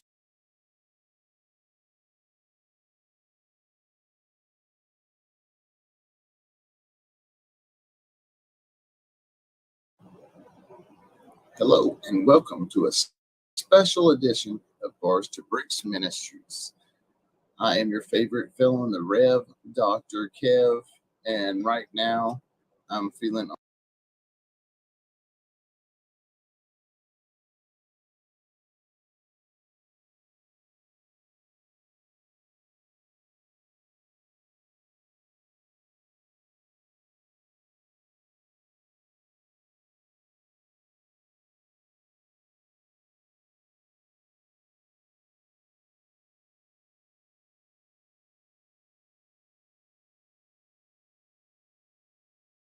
on top of the world. We have made some breaks in the Gary Wayne Sutton case. If you guys weren't convinced this man is innocent before, I guarantee you're not going to want to miss this evidence, because you're going to see that this man is innocent now, and you're going to be furious as he sits on death row with all these discrepancies and problems. Before we get into it, please like, share, subscribe, join the channel. Anything everybody donates to join the channel, the super thanks, anything anybody does at this point from right now is going to help for the fight for justice for Gary Wayne Sutton and his family, and the families of the victims of Tommy Griffin and Connie Branham, because that is important too. We can't forget that the murderers, the real murderers, have not been caught in this case and still remain free, unless they went on to kill somebody else and are incarcerated for that. We may not know, but they have suspects, and those suspects have caused a lot of damage and crimes since this crime. So, but anyway, today I'm going to start out. I'm going to show you a little bit of a video of Gary. I want you to see, who is Gary Wayne Sutton? Who is he outside that prison picture, outside the pictures in the media that he's in his prison outfits and stuff? Who is Gary Wayne? I want to show you some pictures of Gary with his family, and then I'm going to show you some of Gary's amazing artwork and woodwork and stuff. He is so very talented. Also, we have Justice for Gary Wayne Sutton bracelets. We have Justice for Gary Wayne Sutton pins. If you want some, let me know. There's also shirts and all that. I'm waiting on my shirt here. It's coming up the next few weeks. I'm waiting on some other merch that Carolyn's sending me. You guys, you want this merch, please buy some merch. I'll have some links and pictures up here shortly. Carolyn's going to send me this stuff, and buy your merch and help the fight to free Gary.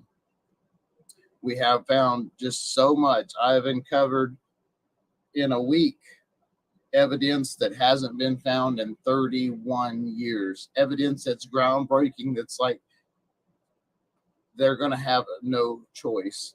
But we're going to go over that after I show you who the real Gary Wayne Sutton is and some of his artwork. Let me get that pulled up here real quick, because you are not going to want to miss. I want you guys to see who Gary Wayne Sutton is. There we go. It should be pulling up.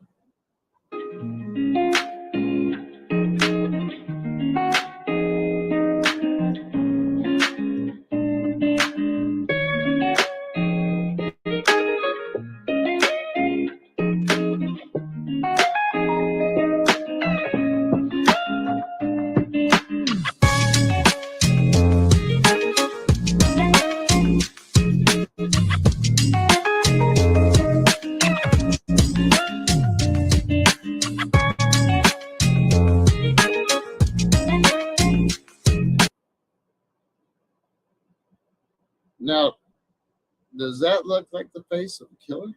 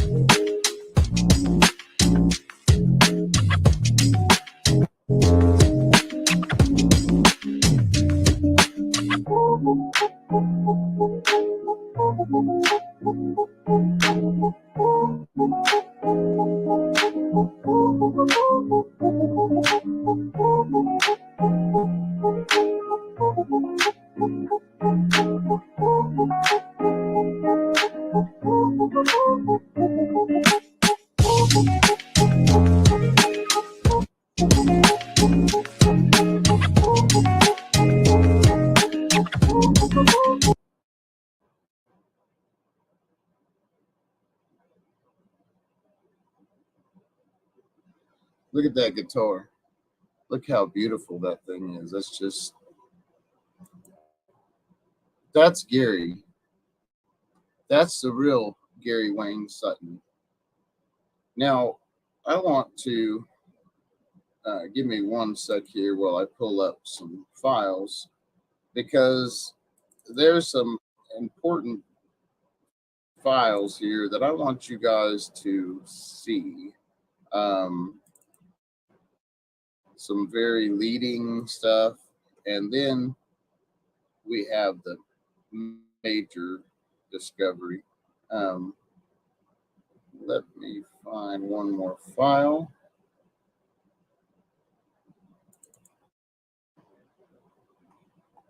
Oh, nope. There is one more after that. Yeah. Okay.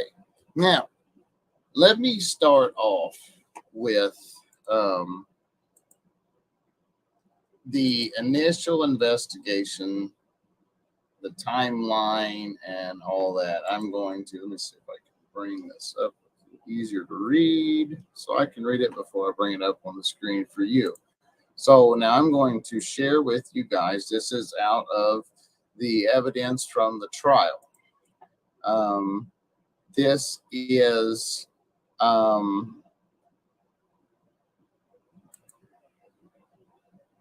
is the timeline that they convicted Gary and James Dillinger on. As you'll see, there's issues with this timeline. Let me see if I can get this a little bit bigger here and let me get this all the way up. I want you to see this all the way and get my mug out of the way. So as you see, here's 11:30 p.m. on Friday, February 21st, there between 8 a.m. on Saturday the 22nd. They're saying there were shots heard. He's alive at 11:30. There were shots heard here. And this is while they're saying he was killed. And so there's a problem with that. Here's where they found the body. Now here, look at this. Rigor mortis, ambulance report, and pictures. No rigor mortis reported at the autopsy. Again, that is significant pieces of evidence. So now you remember, here's their timeline. They're saying he was killed between 11:30 p.m. Friday night and 8 a.m. on Saturday. Actually, more specifically, about 11:55 p.m. is when they said there were shots heard that were reported days after, mind you. So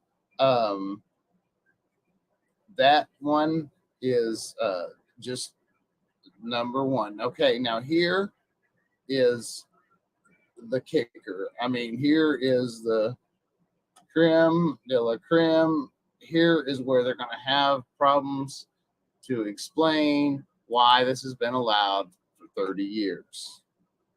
Now, here is the autopsy report. So, again, why is this autopsy report? You see this right here, the date and time of death. I don't know if you can see my right here, the date and time of death, February 24th, 1992, time uncertain. Now remember, the 21st was Friday, so February 24th was the day the body was found on Monday. So now on the autopsy report, they put date of death as the 24th, which was Monday. So Dr. Harlan is the one with his little unscientifically impossible, just scientifically impossible, unscientific methods of trying to get a date of death off of 2-month-old organs samples. It's not possible. He was not the one who examined the body. While we're on Dr. Harlan, let's go look at what Dr. Harlan reported when this trial was going on about his history and current and everything. Oh, all this, yeah, probably so, yeah. Oh, wait a minute, whoa. Chief Medical Examiner for the state of Tennessee, July 1st, 1989 to present. In fact, during that trial, and this was mentioned in that 2010-2020 episode, he was no longer the chief medical examiner for the state of Tennessee and was under investigation for several heinous, just ludicrous findings that he made as a medical examiner that is just crazy. He identified a body of a guy that was an escaped prisoner and stuff, and he was found and arrested 2 years later. But so now, who was this other body? And then there was a 10-year-old baby that was so emaciated, he was like 18 pounds or something like that. He ruled it natural causes. Obviously, it came back, it was abuse. I mean, come on now. This guy is an idiot. And to think that there's people like Gary Wayne Sutton sitting on death row because of this man's ludicrous theories and everything. In fact, in the 2020 interview, they said, not 2020 people in the courts, I think it was the district attorney, it said he was a hired gun. He'll say whatever you want him to say. Because they needed it to happen on Friday night because there was no evidence.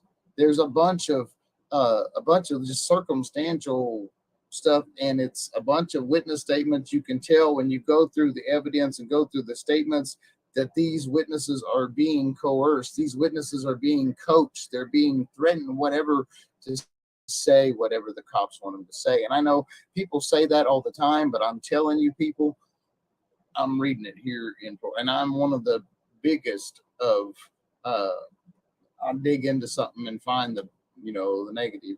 Now I want to take you to the Connie Branham murder. So this turned out here, this evidence DLC, they say here, bullet fragments from Connie Branham. Hold, please pick up promptly. The metal fragment contains no markings for comparison purposes. Element analysis fragments did not reveal lead, did not reveal zinc, which are main components in bullets. It was not a bullet fragment at all. It was determined to be the clip off her bra strap, but yet this record was never changed, and this information was shown to a jury, which taints a jury. So now there's a problem in this case. And again, we come back to this murder timeline.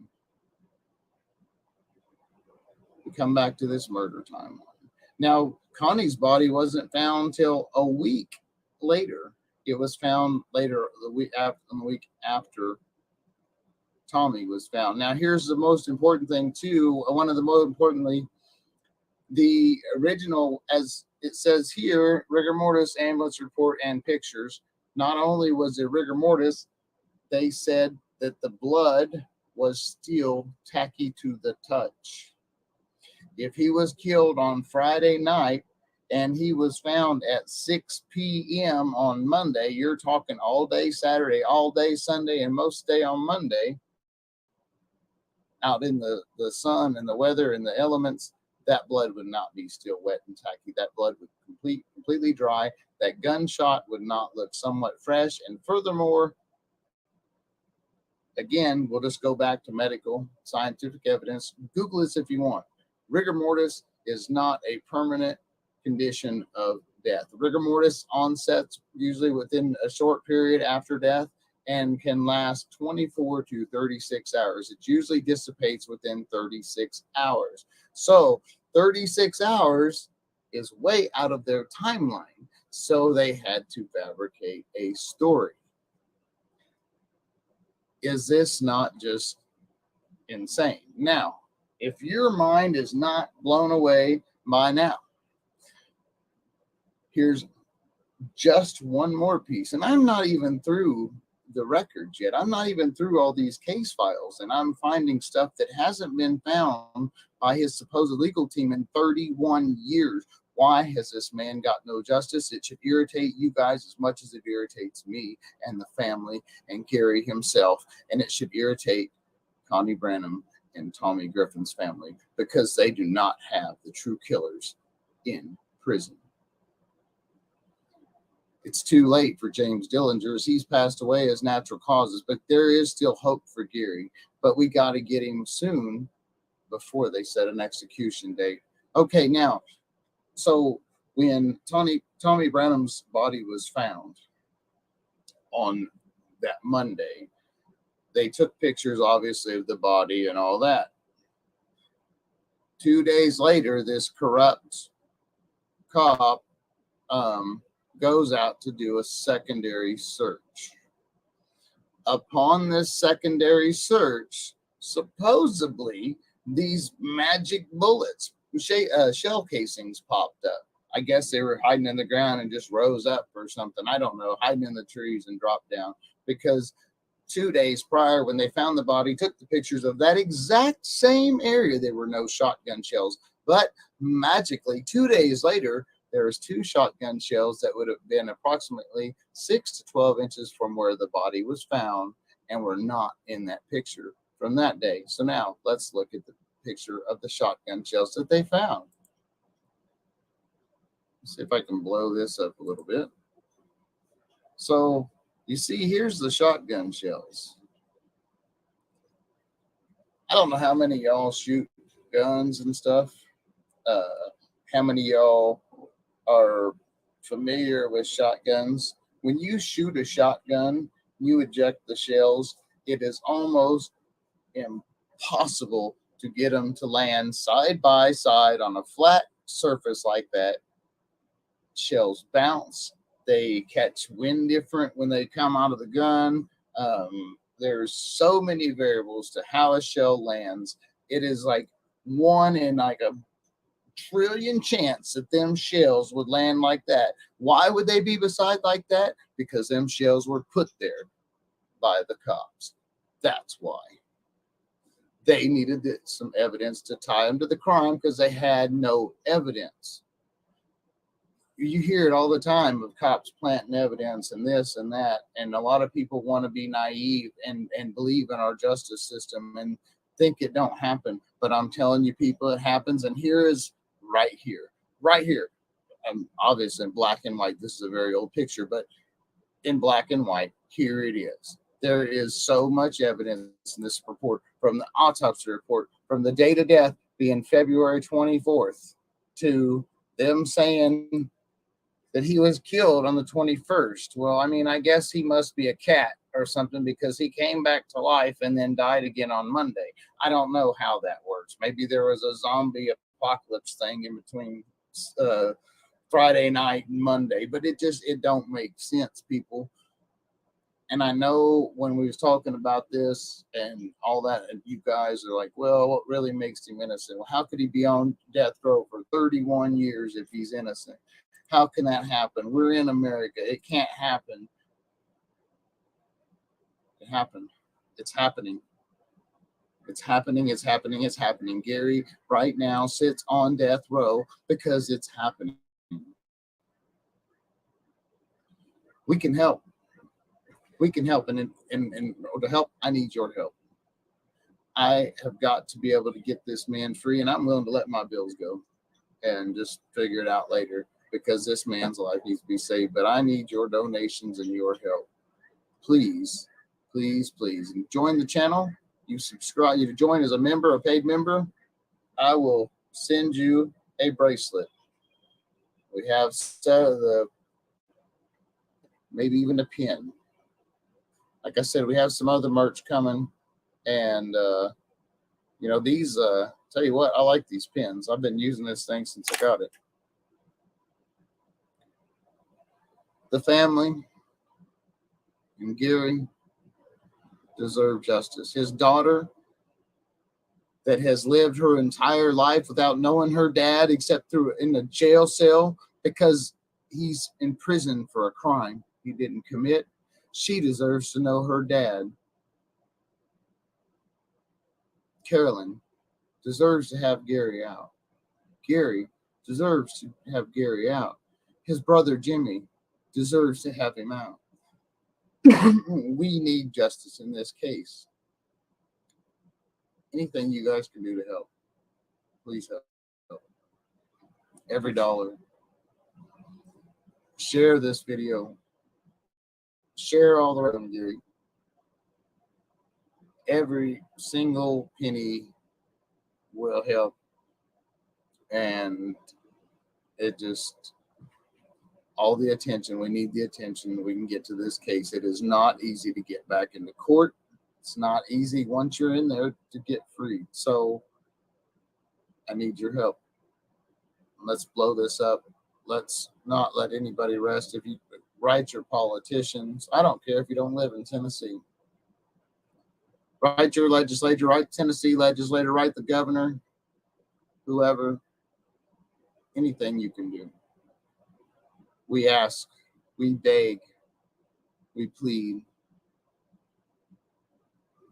And I'm not getting whatever donations come in is what I'm making off of this. So I said my bills, I'm not rich.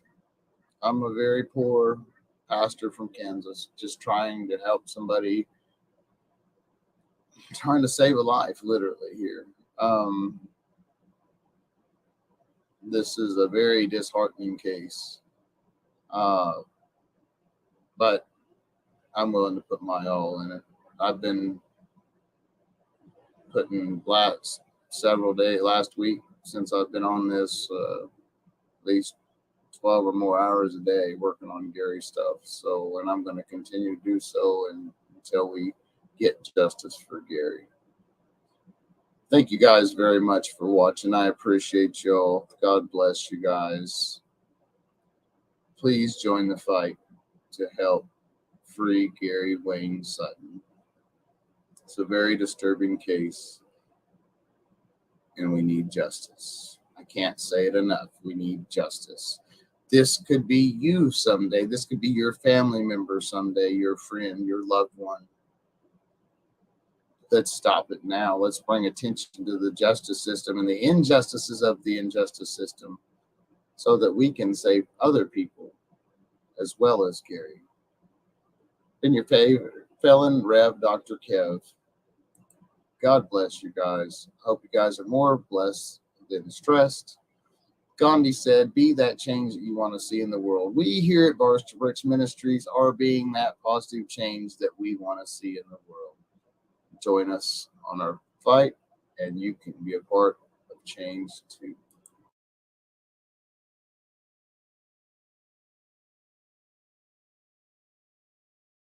Medical examiner Charles Harlan, what was his reputation?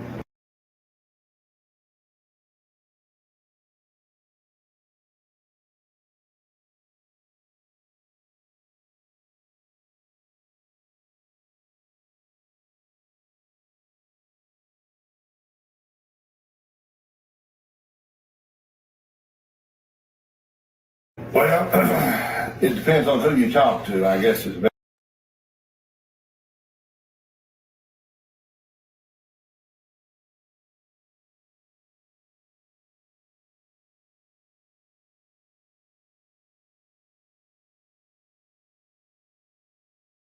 best way to answer that. Did you know at the time that he was under investigation for No, anything?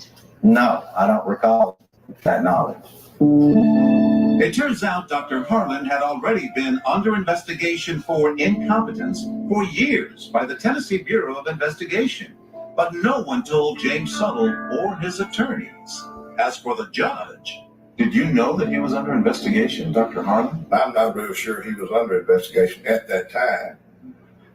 So I'd have to say, no, I didn't. It turns out Dr. Harlan had been under investigation since 1996. Okay. You asked me a moment ago, Yeah. did I know he'd been under investigation?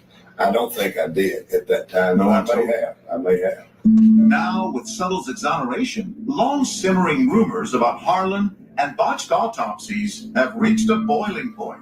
Allegations of improper conduct could cost Dr. Harlan his medical license. He's brought up on charges of gross negligence by the Tennessee Medical Board. Dr. Harlan faces 27 allegations of unprofessional conduct, fraud, and negligence. There were 20 some odd cases. Bob O'Connell was the prosecutor in the hearing against Dr. Harlan. It was tough to go through some of those things. It was tough as an attorney and as a human being for me to look at the pictures and to think about what happened. Among the unbelievable charges, Dr. Harlan identified a dead body as belonging to this man, escaped convict Bruce Allen Littleton. 2 years later, Littleton was arrested, very much alive. Harlan said these two children died of SIDS, but both were later found to have been murdered by a parent. He said this child died of natural causes. The 10-year-old was emaciated and weighed only 18 pounds at death. How you can draw the conclusion that this child had not been neglected is unfathomable to me. During an autopsy in an important murder case, Harlan allowed his pet dog access to the autopsy room with devastating results. It was apparent at some point that the dog apparently consumed some of the remains of human beings. What organs did this dog? Yeah. Medical examiner Charles Harlan. What was his organs that this dog eat? The liver and the spleen, His own dog. his own dog. It's that kind of detail in this case that to give me the shivers to this thing. I mean, this man was allegedly a scientist.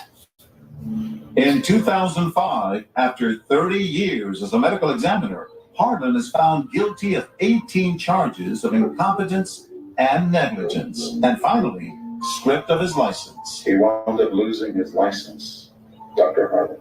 Mm-hmm. Was that enough punishment for him?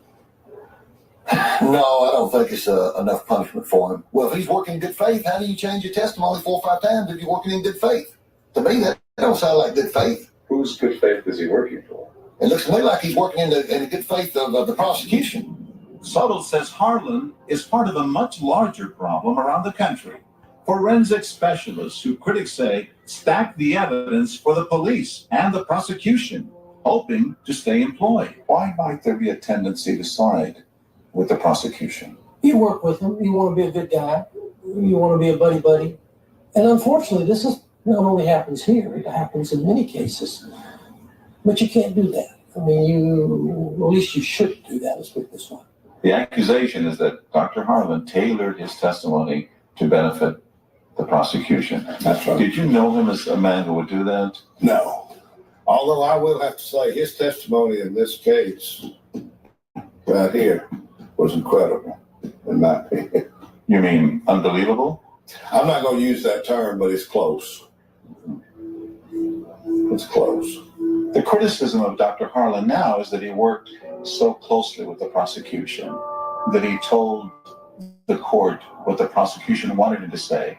Well, we didn't do that. So I don't know whether anybody else, whether that happened in any other situation, but it never happened in any case that I was involved in. Do you think Dr. Harlan was trying to tell the prosecution what they wanted to hear? Probably. That's not good. No, it's not good. You ought to just tell what you did, and you can give an opinion if you got one. Harlan could never have been put behind bars because Tennessee, like some other states, gives medical examiners immunity from prosecution. And Tennessee medical examiners get immunity. There's no way to punish this man for what he did. That's what I don't understand. How can somebody be above the law? Mary DeLone is with the Innocence Project. What's harder to understand, she says, is why the state of Tennessee didn't review all of Dr. Harlan's cases. That's just putting your head in the sand. And What did this dog eat? The liver and the... not wanting to sort of understand the full implication of the problem. How many autopsies did you perform? Many thousands. The most I did in one day was 10. In one day? In one day. There's no reason to believe that somebody who's capable of these acts that are clearly negligent isn't capable of more of them.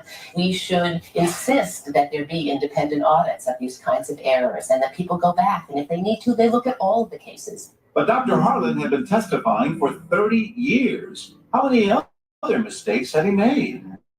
James Sutton is convinced that there are still men in prison today who were wrongfully convicted based on Harlan's evidence.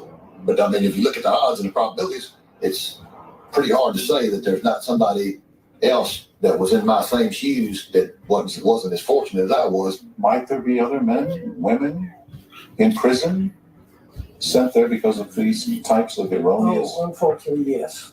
And 2020 may have found two of them. James Dellinger and Gary Sutton are on death row right now, based in part on Dr. Harlan's testimony. Could these men win a new trial? And will Dr. Harlan respond to the charges? Dr. Harlan, these men were on trial for their lives. There was no evidence, no motive, no murder weapon, no eyewitnesses. And yet you felt comfortable testifying to something that goes against medical literature. When 2020 returns. Not wanting to sort of understand. Gary Sutton and James Dellinger have been on Tennessee's death row since 1996.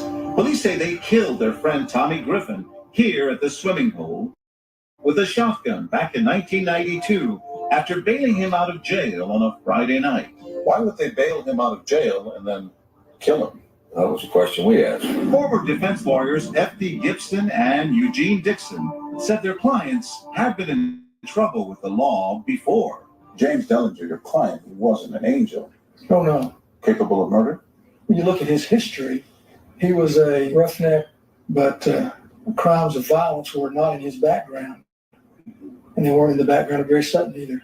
Like the case of James Sutton, the evidence against Dellinger and Sutton was almost entirely circumstantial. Was there any evidence tying Mr. Sutton to this murder? There's no physical evidence. There's no fingerprints. They found no ballistics. No gun, no weapon. No weapon? No witnesses. No witnesses. No motive. No motive. As a matter of fact, that was one of our strong arguments. Mr. Sutton had no motive because he was this Mr. Griffin and he were like brothers. And like the case of James Sutton, everything hinged on the time of death. The prosecution's case depended on this murder occurring Friday night. That's correct. If Dellinger and Sutton were responsible, the only time they could have killed Griffin was right after they bailed him out of jail Friday night. They had alibis the next day, the day before that. People had seen them. But defense lawyers saw an apparent problem with the state's theory. When the body was discovered 3 days later, the wound seemed fresh, according to first responders. And in the crime scene photos, you still see the blood, red and fresh. The body did. In 3 days, it'd be dried up and, caked. Even more puzzling, when the body was discovered, according to EMS workers, it was still in full rigor mortis. They got picked up. They said he was so stiff they couldn't get him in the ambulance. Rigor mortis is a stiffening of the body that begins after death and then gradually goes away. Forensic expert Bill Bass explains. It runs for, 24 hours, maybe 18 hours, something like that. And then it begins to fade away. to dissipate. The body The relaxes. body relaxes. That's right. For the defense lawyers, the fact that Griffin was still in full rigor mortis 3 days after he was supposedly killed completely exonerated their clients. They said he was so stiff that they didn't get him on the stretcher. A forensic expert for the defense testified there was no way Griffin was killed on Friday because rigor mortis should be completely gone 36 hours after death. When the defense rested, the attorneys were pretty confident. So you thought you had The attorneys were pretty confident. the trial won. When we got through the case on a Friday night, we felt pretty good about it. That night, according to defense lawyers, the prosecutors renewed a previous offer, a reduced sentence in exchange for a guilty plea. The prosecution offered you a plea deal. Yeah, they did. And even though your clients were facing the death penalty, they wouldn't take that plea deal. No, they wouldn't. Why not? So they didn't do it. But then, the next day, an unexpected figure on the witness stand. Along comes a surprise witness. Along comes Dr. Harlan Saturday morning at 9 o'clock. Dr. Harlan told jurors the defense expert was wrong. He said full rigor mortis can last 3 days and that the blood on a body 3 days old can still be bright red and wet to the touch. You were blindsided. We were blindsided. At the heart of Dr. Harlan's testimony was this claim that rigor mortis lasts 72 hours. Right. And the two experts disagree. You feel that it contradicted all known science. Subsequent investigation shows that it was basically hogwash. But that day in 1996, the two public defenders had no time and no money to hire a rebuttal witness. They could only watch helplessly as judge and jury sentenced their clients to death. When you hear the jury's verdict, guilty, how did you feel? I was looking for a hole to get into and bury myself. But what about Dr. Harlan's history of botched cases? He was under investigation at the time by the Tennessee Bureau of Investigation for incompetence. Did you know that? No, we did not know that. Should they have told you? Under the laws, they should have told us. Because they're presenting this man as an expert witness. And if he is under investigation and has in fact been fired for incompetence, that would certainly undermine his credibility. The district attorney in the case denies that he knew. How would you describe Charles Harlan today? A hired gun. He testifies for whoever pays him. Should Mr. Sutton be put to death? No, not my opinion. Why not? I don't think he did it. When we come back, we ask Charles Harlan what he was thinking. Could he have helped send innocent men to death row? And what about all those bodies? When 2020 returns. Rested, the attorneys were pretty confident.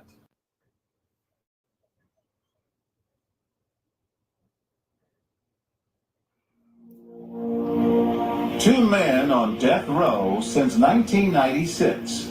This February will be 18 years. Their families still hoping against hope that what they think is a wrong might be righted. We all believe that. Yeah. You see these next. Their husbands and loved ones put on death row in good part by the testimony of one man, Dr. Harlan.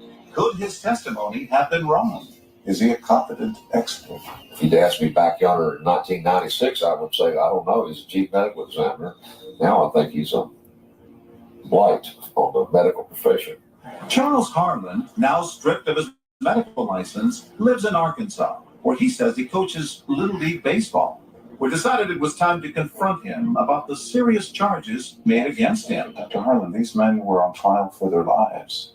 There was no evidence, no motive, no murder weapon, no eyewitnesses. It all depended on what you said. I don't recall the case at all. You don't remember? It was a big deal. I don't remember it. Dr. Harlan didn't seem to remember a lot of things during this interview. You had also been barred from the crime lab, the TBI, the Tennessee Bureau of Investigation. I'm not aware of that. We have a copy saying that you were barred from the lab. And Dr. George Nichols, do you know that name? I do. Chief medical examiner for the state of Kentucky, warned that if your work continued with your line of what he called irrational thinking, then in the words of Dr. Nichols, God help you and the rest of the citizens of the state of Tennessee. I'm unaware of that. And though he says he doesn't remember the case of Dellinger and Sutton, Charles Harlan still maintains his testimony in the case was correct. 72 hours after a person dies, you could still be in rigor mortis? That's correct. You're aware that some of the world's renowned experts say full rigor mortis only lasts 24 to 36 hours. It depends on which references you go to. Last month, 3 different experts testified that Dr. Harlan's testimony about rigor mortis in this case was not medically possible. New lawyers for Sutton and Dellinger are currently appealing the death penalty conviction based in good part on questions about Dr. Harlan's testimony that day. Is it possible? These men are now on death row. Is it possible that you could have made a mistake? I don't recall anything about the case. The current medical examiner of Tennessee, Dr. Bruce Levy, defends the reputation of his office, saying rigor mortis can be affected by outside temperatures. He says it remains medically possible that the murder took place 3 days before. The problem is there's no mathematical formula to plug in and come out with an exact number. But he's very careful about how he says it. If I was just going to base a conviction on when I thought the time of death might be, I'd be very nervous about doing that. And then there's the issue of Dr. Harlan's credibility. At trial, defense lawyers say Harlan misled the jury by implying that he was still the medical examiner of Tennessee. Was that actually true at that time? I was the chief medical examiner for the state from 1989 to 1995. Mm-hmm. Well, you had already been fired on June 30th of 95. I have no recollection of the case at all. Do you think the opposing counsel, the defense, should have been told that you were under investigation or that you were barred from the TBI? No. Dr. Harlan was reluctant to talk about the acts that led to his losing his license. You're familiar with the charges against this? Just 23 charges. I am. How would you characterize them? I don't think that's the proper discussion for this interview. But it sheds light on your work, or it brings questions, certainly. You misidentified a dead body as that of a man who was wanted for multiple crimes, and then that guy turns up alive 2 years later. Remember that case? That's not the topic of this interview. In 2 other cases, you said children, babies died of SIDS. But later autopsies revealed that both children had been murdered. In one case, by a cocaine overdose, and in the other one, by abuse. How could you miss that? You don't have an answer for that? The other charge is that your dog ate one of the body's spleen, and then he also ate a kidney. Is that true? Dr. Harlan, you don't want to respond. I've already responded. That's not the purpose of this interview. But it sheds light on who you may or may not be. You can deny this if it's not true. It's never happened to me in an ABC News interview before or since, but Charles Harlan fell completely silent. He didn't get up and leave. He just simply stopped talking. Is there anything that you'd like to say about all of this, any of this? These are charges that are on the record, and as a reporter, I'm just asking you. It is an opportunity for you to set the record straight. Would you rather we just end the interview here? Yes. Could Gary Sutton and James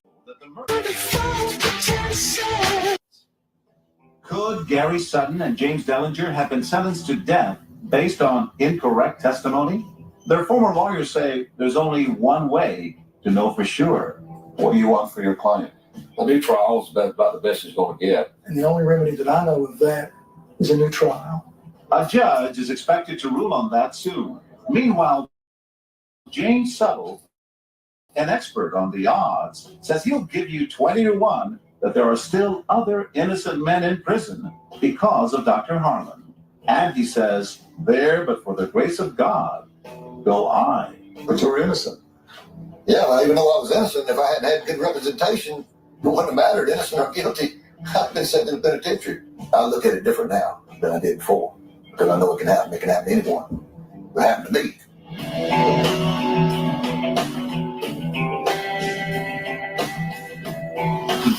James Sutton learned that lesson the hard way. Well, that's it for the first hour of 20.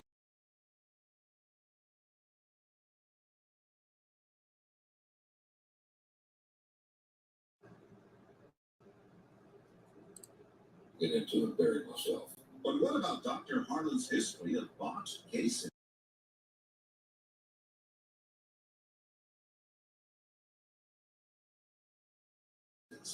He was under investigation at the time by the Tennessee Bureau of Investigation for incompetence. Did you know that? No, we did not know. Should they have told?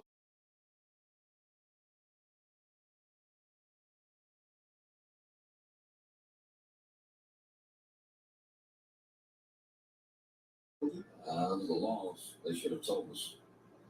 Because they're presenting this man as an expert witness.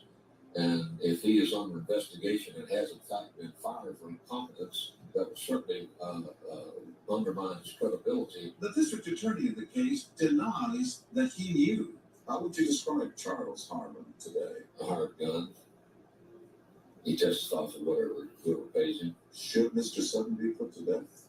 No. It's not my opinion. Why not? I don't think he did it. When we come back.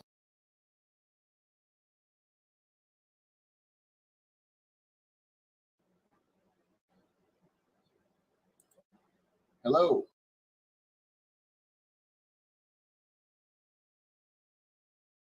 Welcome to another edition of Bars to Bricks Prison Ministries. Tonight we have a special guest.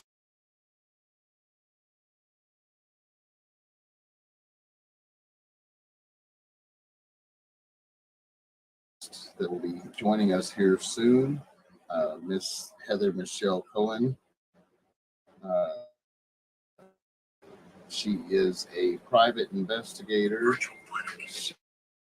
She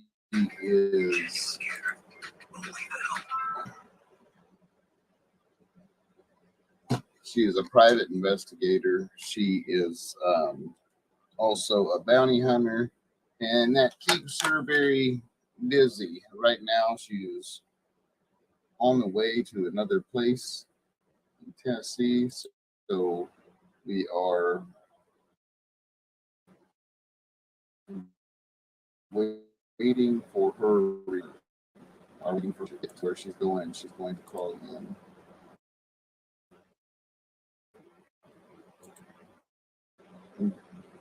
Just like her from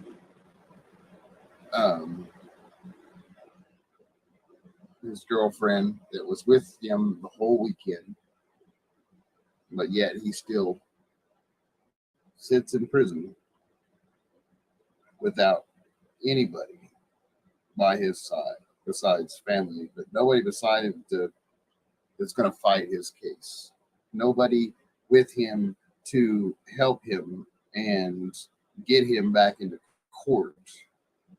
And so now the battle, since he's not had that, is finding somebody that is going to be able to hold on one second. Trying to trying to do a couple things at once here.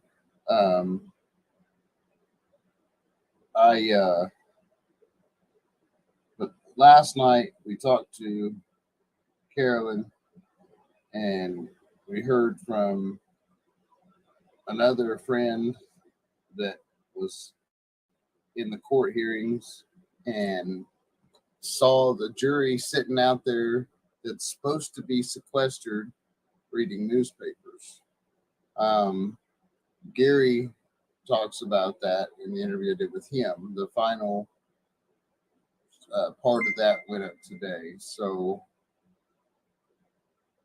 oh, she's not even there, stuck in traffic. Let's see about how far out.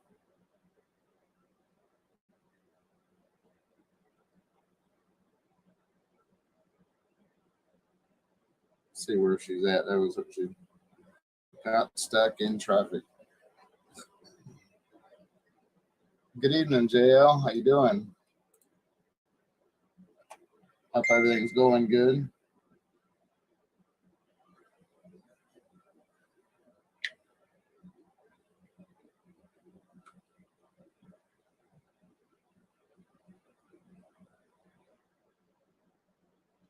Waiting on Heather here to respond, see how long it's going to be before she gets in.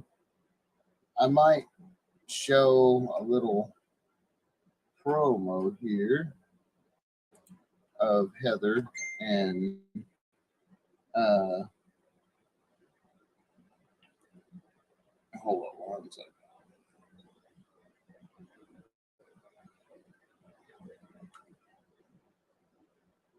Heather's still on the road.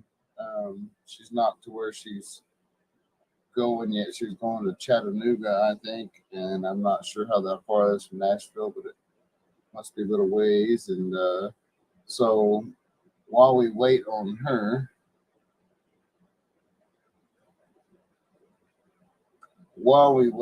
Heather, let's go ahead and I'm going to pull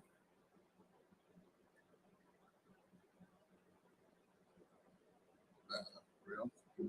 Let's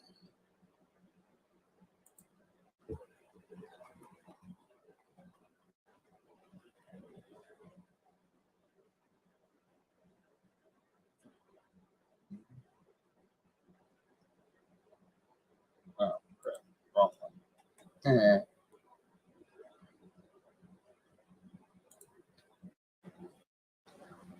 So I just got my other computer back up too, and so I'm getting a little slow here and getting it going. Give me one sec.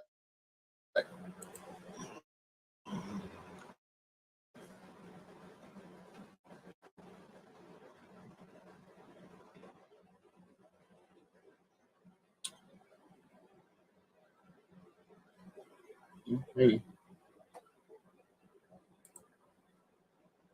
Oh wait. Oh, well, hopefully they're all right. But hopefully everything's all right. You be in the prayer, your friend be in the prayer. Hey Teddy, how you doing, buddy? You don't have to, JLM. Judy, hi Judy, how you doing?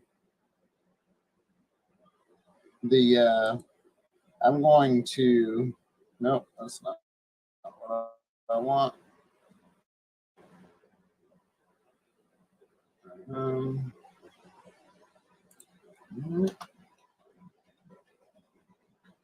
Try that.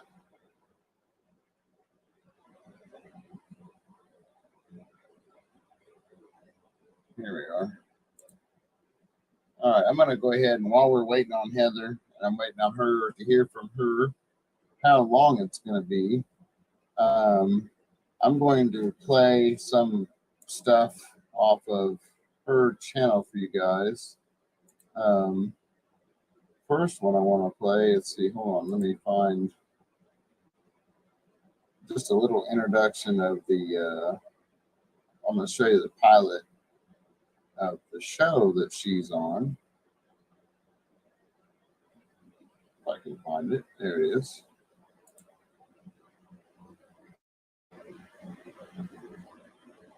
Now, what? Let this pop up so I can pause it. Okay. Car troubles. Oh no, car trouble. We are all too familiar with car troubles. All right. Let's see. I'm going to pull up now. I'm going to show you the intro of the television show that Heather is on, the gal that's going to be here, and then we will go from there. As far as we're going to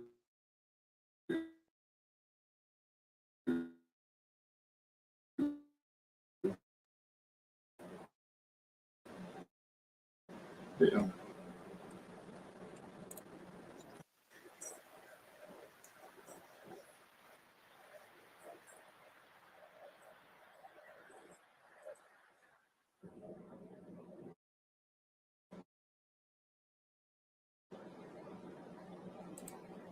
Hold on, let's get this. Yeah, there we go.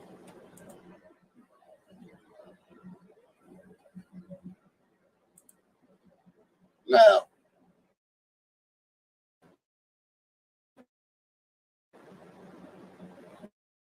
man, hold on. Hi, Carolyn. Give me one second. I don't know what is going on here.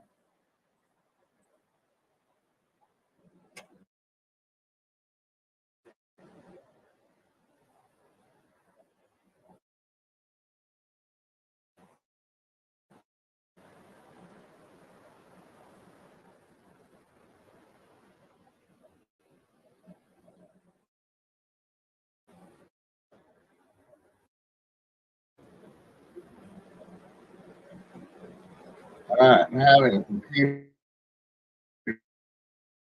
issues.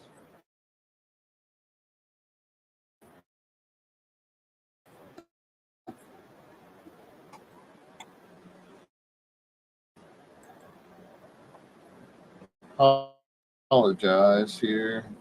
My system is.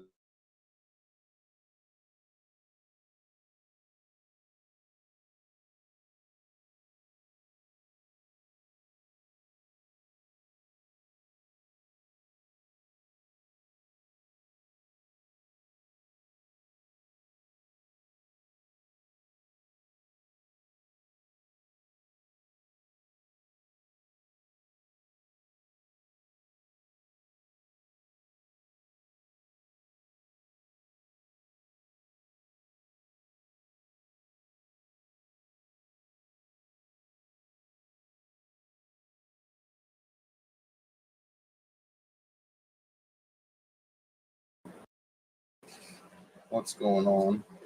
I'm waiting on for you guys that just joined us. Waiting on Heather. She is the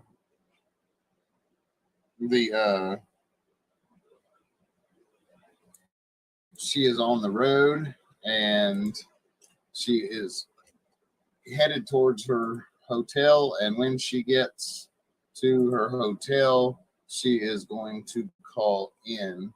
So it's just a matter of moments. But I was trying to share the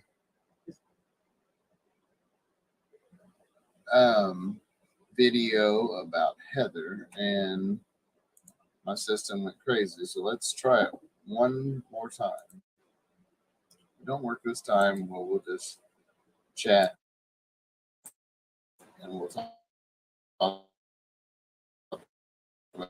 about Gary's case and uh,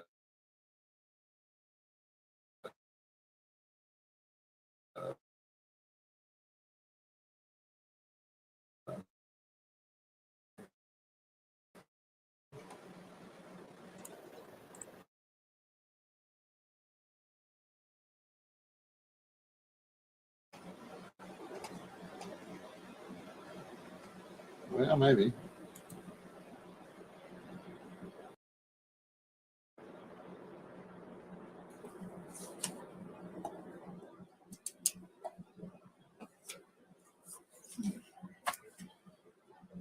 Yeah, I'm trying to be careful. What I can't talk about everything I have written down here, so that's why forgive me. I glance down here because there's some stuff I don't want to really talk about right now that could hurt us. Here is Harvey. Yeah, hey, let's care for what I can't talk about everything I have written down here, so that's why forgive me. I have an echo because there's some stuff I don't want to really talk about right now that could hurt us. Here is Harvey. Yeah, can you hear me? Hey, let's care for what I can't talk about everything I have written down here, so that's why forgive me. Hey, there we go. Can you hear me? I can hear you now. All right. So, and we've talked well, and that's one thing we've brought up several times, throughout these interviews. I just wanted people from somewhere else to another. I keep hearing this, and it's so frustrating from knowing the system that these people are so naive about our justice system that they think if someone's in Gary's position that they have to be guilty. Right. Yeah, that's true. I have a friend who's innocent. He's not. He was there, and maybe the thing he did wrong was he didn't say anything, but he was passed out when the crime happened. He came to, as it was ending, and he was coerced into making a statement and everything else. And not long ago, they let a guy out that was innocent. He'd been in prison. Kevin Sutherland. Kevin Sutherland. Yeah. And then there was Lamar. They let him out too. The people, they think just because they're in prison that they got to be guilty. A lot of people, they have too much faith in the justice system. And I did when I was growing up. I'm not gonna lie, I had complete faith in the justice system. But after going to prison and seeing people that got screwed over worse than I did, I realized that it's messed up. Yeah, for sure. Yeah, it's so hard to get back into court that even if you have legitimate issues, it's not that it's once you've already been sentenced and stuff. It's not like just going to court like you can on the street. It's not that easy, Right.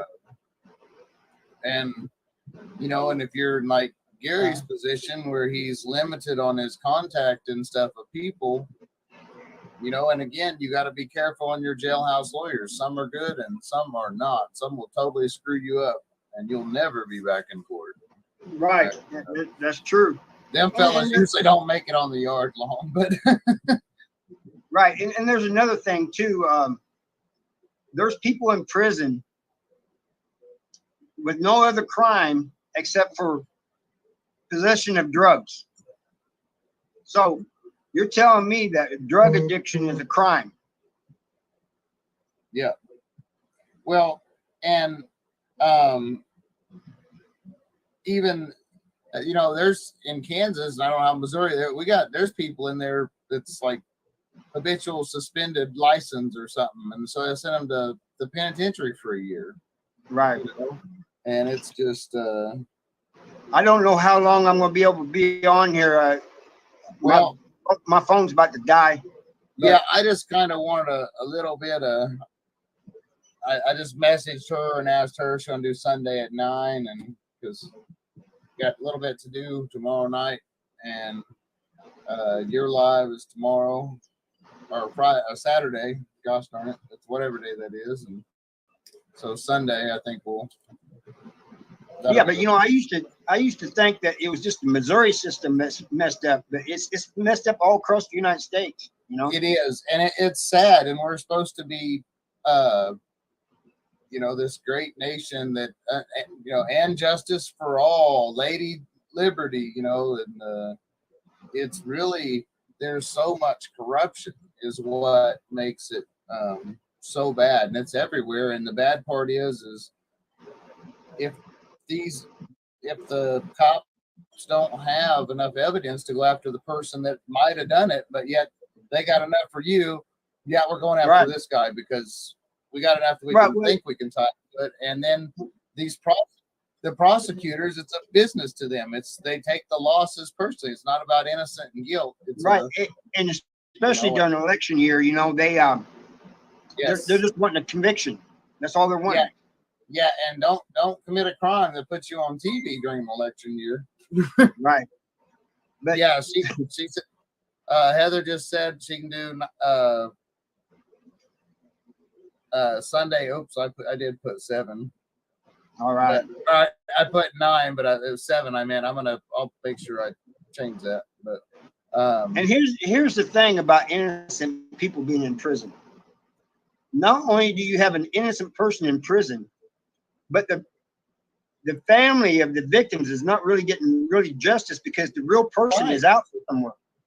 Right. And that's what I've even said on this case. It's like, okay, if you don't even want to stand up for someone that may be guilty for whatever, because the victim, well, that's how about the victim's family? Because the real killers aren't in prison, so they're still out there wandering around. Or maybe they killed somebody else afterwards and they're in prison now, but they could have not. They could have spared a life, somebody else's life, and because the brutality of the murders, it wasn't Tommy was shot, but the sister was found burned in the car, and to burn somebody or something, if that's the case, and it's not even. And here's the crazy part. I don't know if we talked about this last night or not. The woman was known to have depression problems and suicide attempts. She had just lost her brother, this and that. There was reports initially that maybe she was smoking and fell asleep and burned the car and her down. And but there's no evidence otherwise. They found a shell casing that they linked to Dillinger's gun. She wasn't shot, so that shell casing is irrelevant. It's what the hell does it matter if there's a shell casing? They knew her. I mean, here's something else that I've always told people. Yeah, maybe I shouldn't have went to prison. I mean, maybe I shouldn't have got as much time as I did for what I did. But the fact is, I did kill somebody. It's got to be horrible sitting in prison knowing that you did nothing. Right. Right. How can you deal with that? Yeah, that's what I'm saying. I even told him as much when I talked to him on the phone. And I don't know how many if you've listened to watched the videos with his interview yet, but he's just so calm and soft spoken. It's like, man, I would be irate. I'd probably be talking cussing like a sailor. F you, F that system, F this, Well, Kevin, he goes through periods of depression. My buddy in prison. Sure. And it's understandable. Well, shit, I'd be. Do you know? I just read a statistic today, and this is alarming, and I can see it. When you sit back, Harvey, when I tell you this, you're going to be able to see it. 90% of people that go into the prison systems without any mental health issues come out with some sort of mental health issues. That happens to all of us. I don't care who you are. If you've done, and they even say if you've done, doctors and stuff have done a study. If you've done 5 years or more in prison, it's going to affect you mentally. You're not going to come out the same. I believe it. I mean, and it's just some people can deal with it better than others. And Carolyn, right? I said Gary has no hate in his heart, and he don't. He don't even towards not even this counsel, everybody that's screwing him over. He just wants him off his case, so just leave him alone. He don't want no problems with him. He don't have no ill wills towards him. Better man. Yeah, he just wants out, man. And that's like that with a lot of people who are innocent in prison. Surprisingly, a lot of them are not bitter. They're just wanting justice done. They want out, and they want the real people caught, and that's all they want, And I think I'd be losing my mind. Oh, I know I would. I can't even imagine what he's going through, or Carolyn. She was with him all weekend. She knows he's innocent. She knows he didn't do it, and it's like she said, if he'd have killed him, I'm not going to stand up for a murder. He can go to jail, and and it's like, and most people aren't going to, they might lie for somebody on a burglary or somebody vandalized a car or something. Yeah, he was with me. But man, you go killing somebody, there ain't too many people is going to, and they know you did it. What happens when you piss them off? You know what I mean? So. Exactly. There's not a lot of people that are going to lie for something. It's like you said something the other day, and it's very true. Like with Kevin, I can look at him. Like you said, it's in their eyes. Yep. You can look at their eyes and tell they're innocent. but besides that, I've read his case. I've read everything. I even had somebody else tell me that he was in a bar and somebody was bragging that Kevin went down for it. You know, there was and that happened in this case. There was a guy that said that he killed him and the body was over here, this and that, and the cops never even looked at that way. And then Tommy's body was found in that area. That is close to where his body was found. So I mean, it's hey, I'm gonna keep talking until my phone dies, but if I disappear, it's because my phone died. All right. Yeah, all right.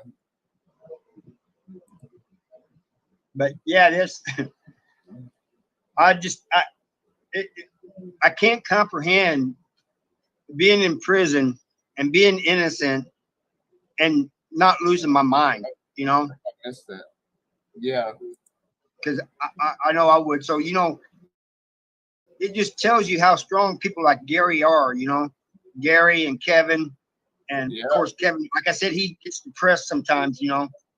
But well, and I'm sure Gary's gone through stuff like he even said as much pretty much because you know he was going through they couldn't find his friend, so they were searching for his friend, and then they found his friend's dead, and now then they accusing him and of his uncle of his friend's murder, and he couldn't go to the funeral. They told him not to go to the funeral or something. Nobody could go to the funeral out of that family, him or none of the family.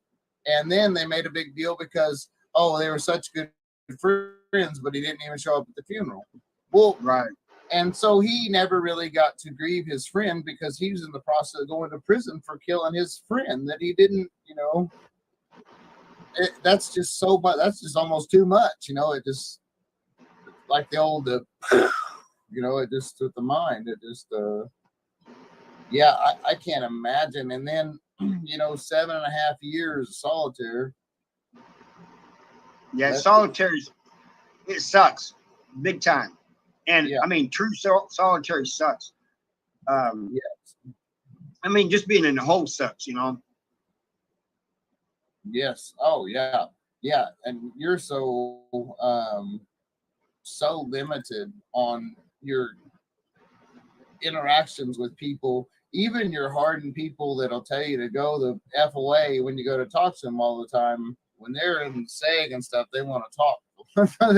they'll that's when they're going to say hi to, and that's when they're going to become you're going to be a buddy with somebody that, you know, most people don't connect with, because in the hole they're going to talk to you. Because okay, my phone is dying, so all right, well, Harvey, you have a good night. Yeah, I'm going to go ahead and end this evening too, and I will see everybody back here. Thanks for letting me jump on.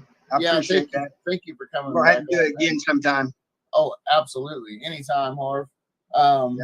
7 o'clock Sunday, everybody. And we're going to be back here. And of course, Saturday night, 7 o'clock, Harvey's Live. And, but we're going to keep plugging away on Gary's case. I'll probably still do a couple videos each day of something. It's going to be a little bit before I'll be able to give too many updates. And then it's going to be limited because of process and stuff. Once stuff is in, it'll become public knowledge. I'll share it with you guys once it's to a point that they can't hurt, you know, nobody can hurt it. I just don't want anybody trying to stop where we're trying to help. So, so we got to kind of tread carefully because we want to help Gary, not hurt Gary. And I appreciate you guys for being here this evening. And now, Carolyn, it's my pleasure. Like I said, I don't like bullies and justices and all that. And we have all that in this case. And like I said, it's such an overwhelming amount of evidence. And I know I don't do the justice and tell it like Heather can. Heather's really good at telling it. And Kaylin's going to help me. Kaylin's kind of going to help me kind of summarize it, put it together in writing and summarize everything for me. So, and she's also going to take some pictures that Carolyn sent of Gary, and she's going to put a slide presentation together with it, with some music and stuff for you guys. And you can see the real Gary Sutton. Thank you guys very much for joining. I hope your life is more blessed than stressed. Gandhi said, make this world, be the change you want to see in this world. Here at Bars to Bricks Ministries, that's what we're doing. We are trying to make that positive change every day so we can change the world. I'm the Rev. Dr. Kev. It's been a wonderful evening.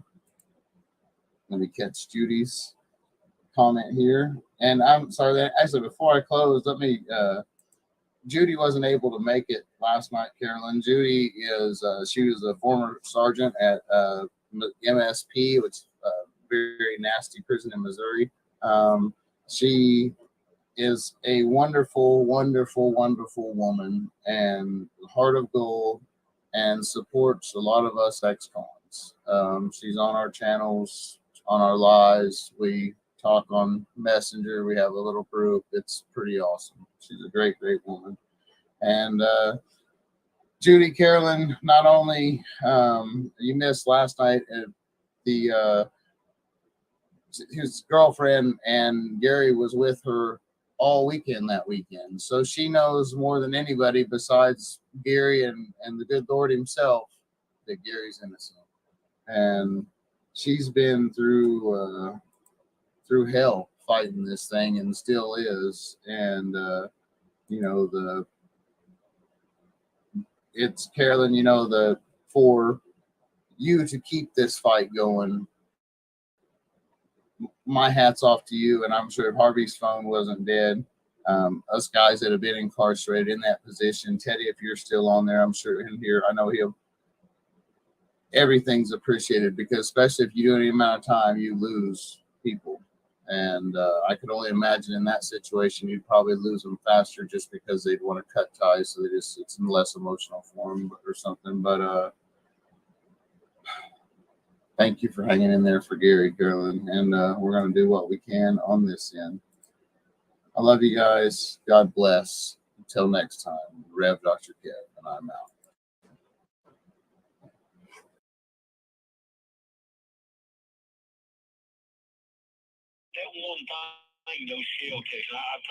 Well, but I don't understand. Here's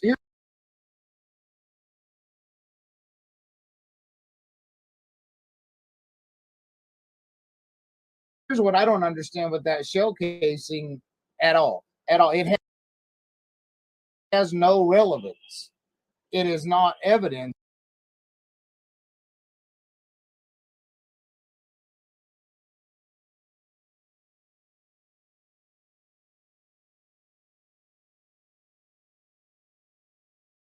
Has no relevance.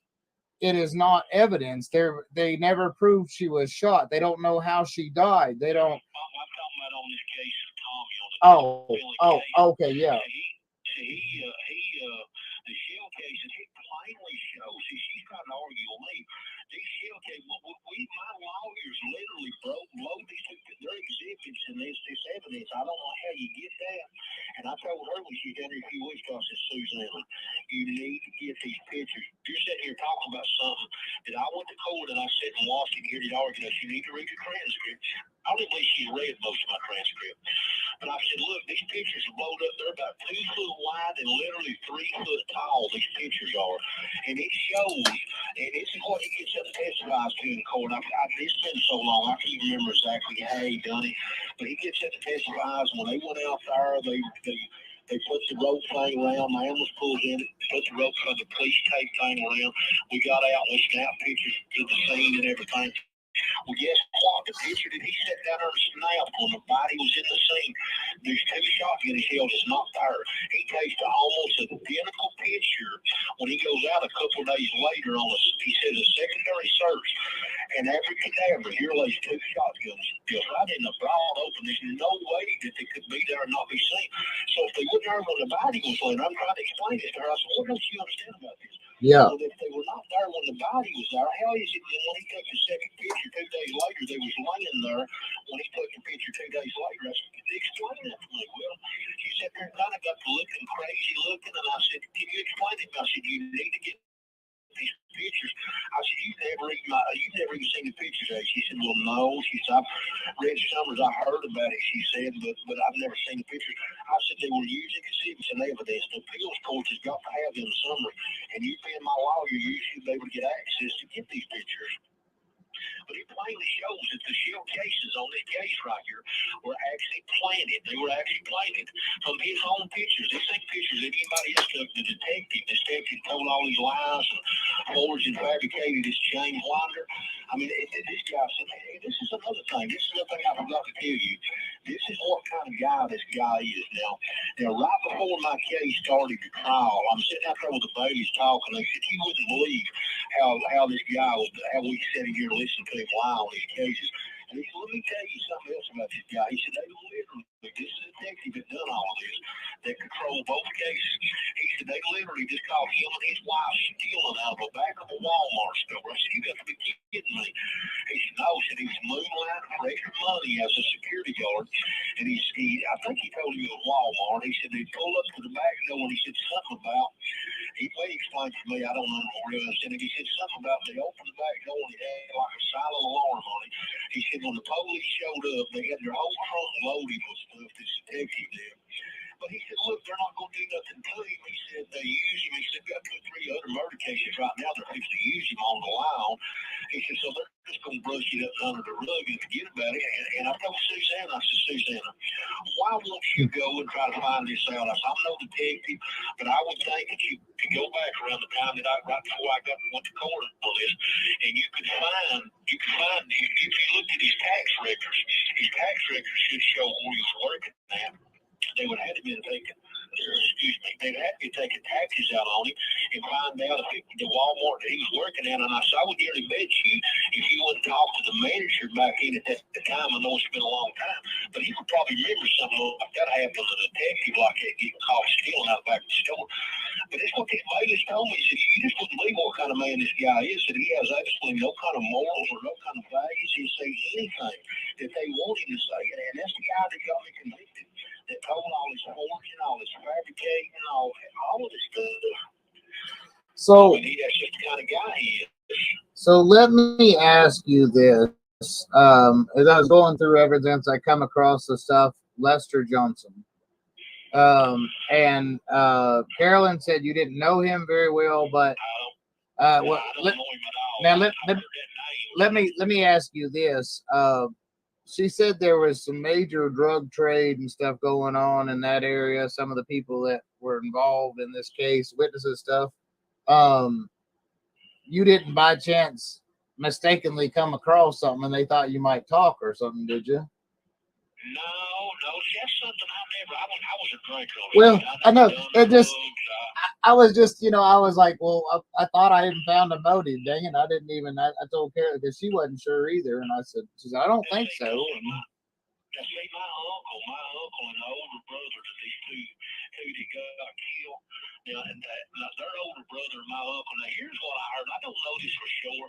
This is the closest thing that I ever heard about why my uncle and their older brother was arguing. This is what I heard. I heard that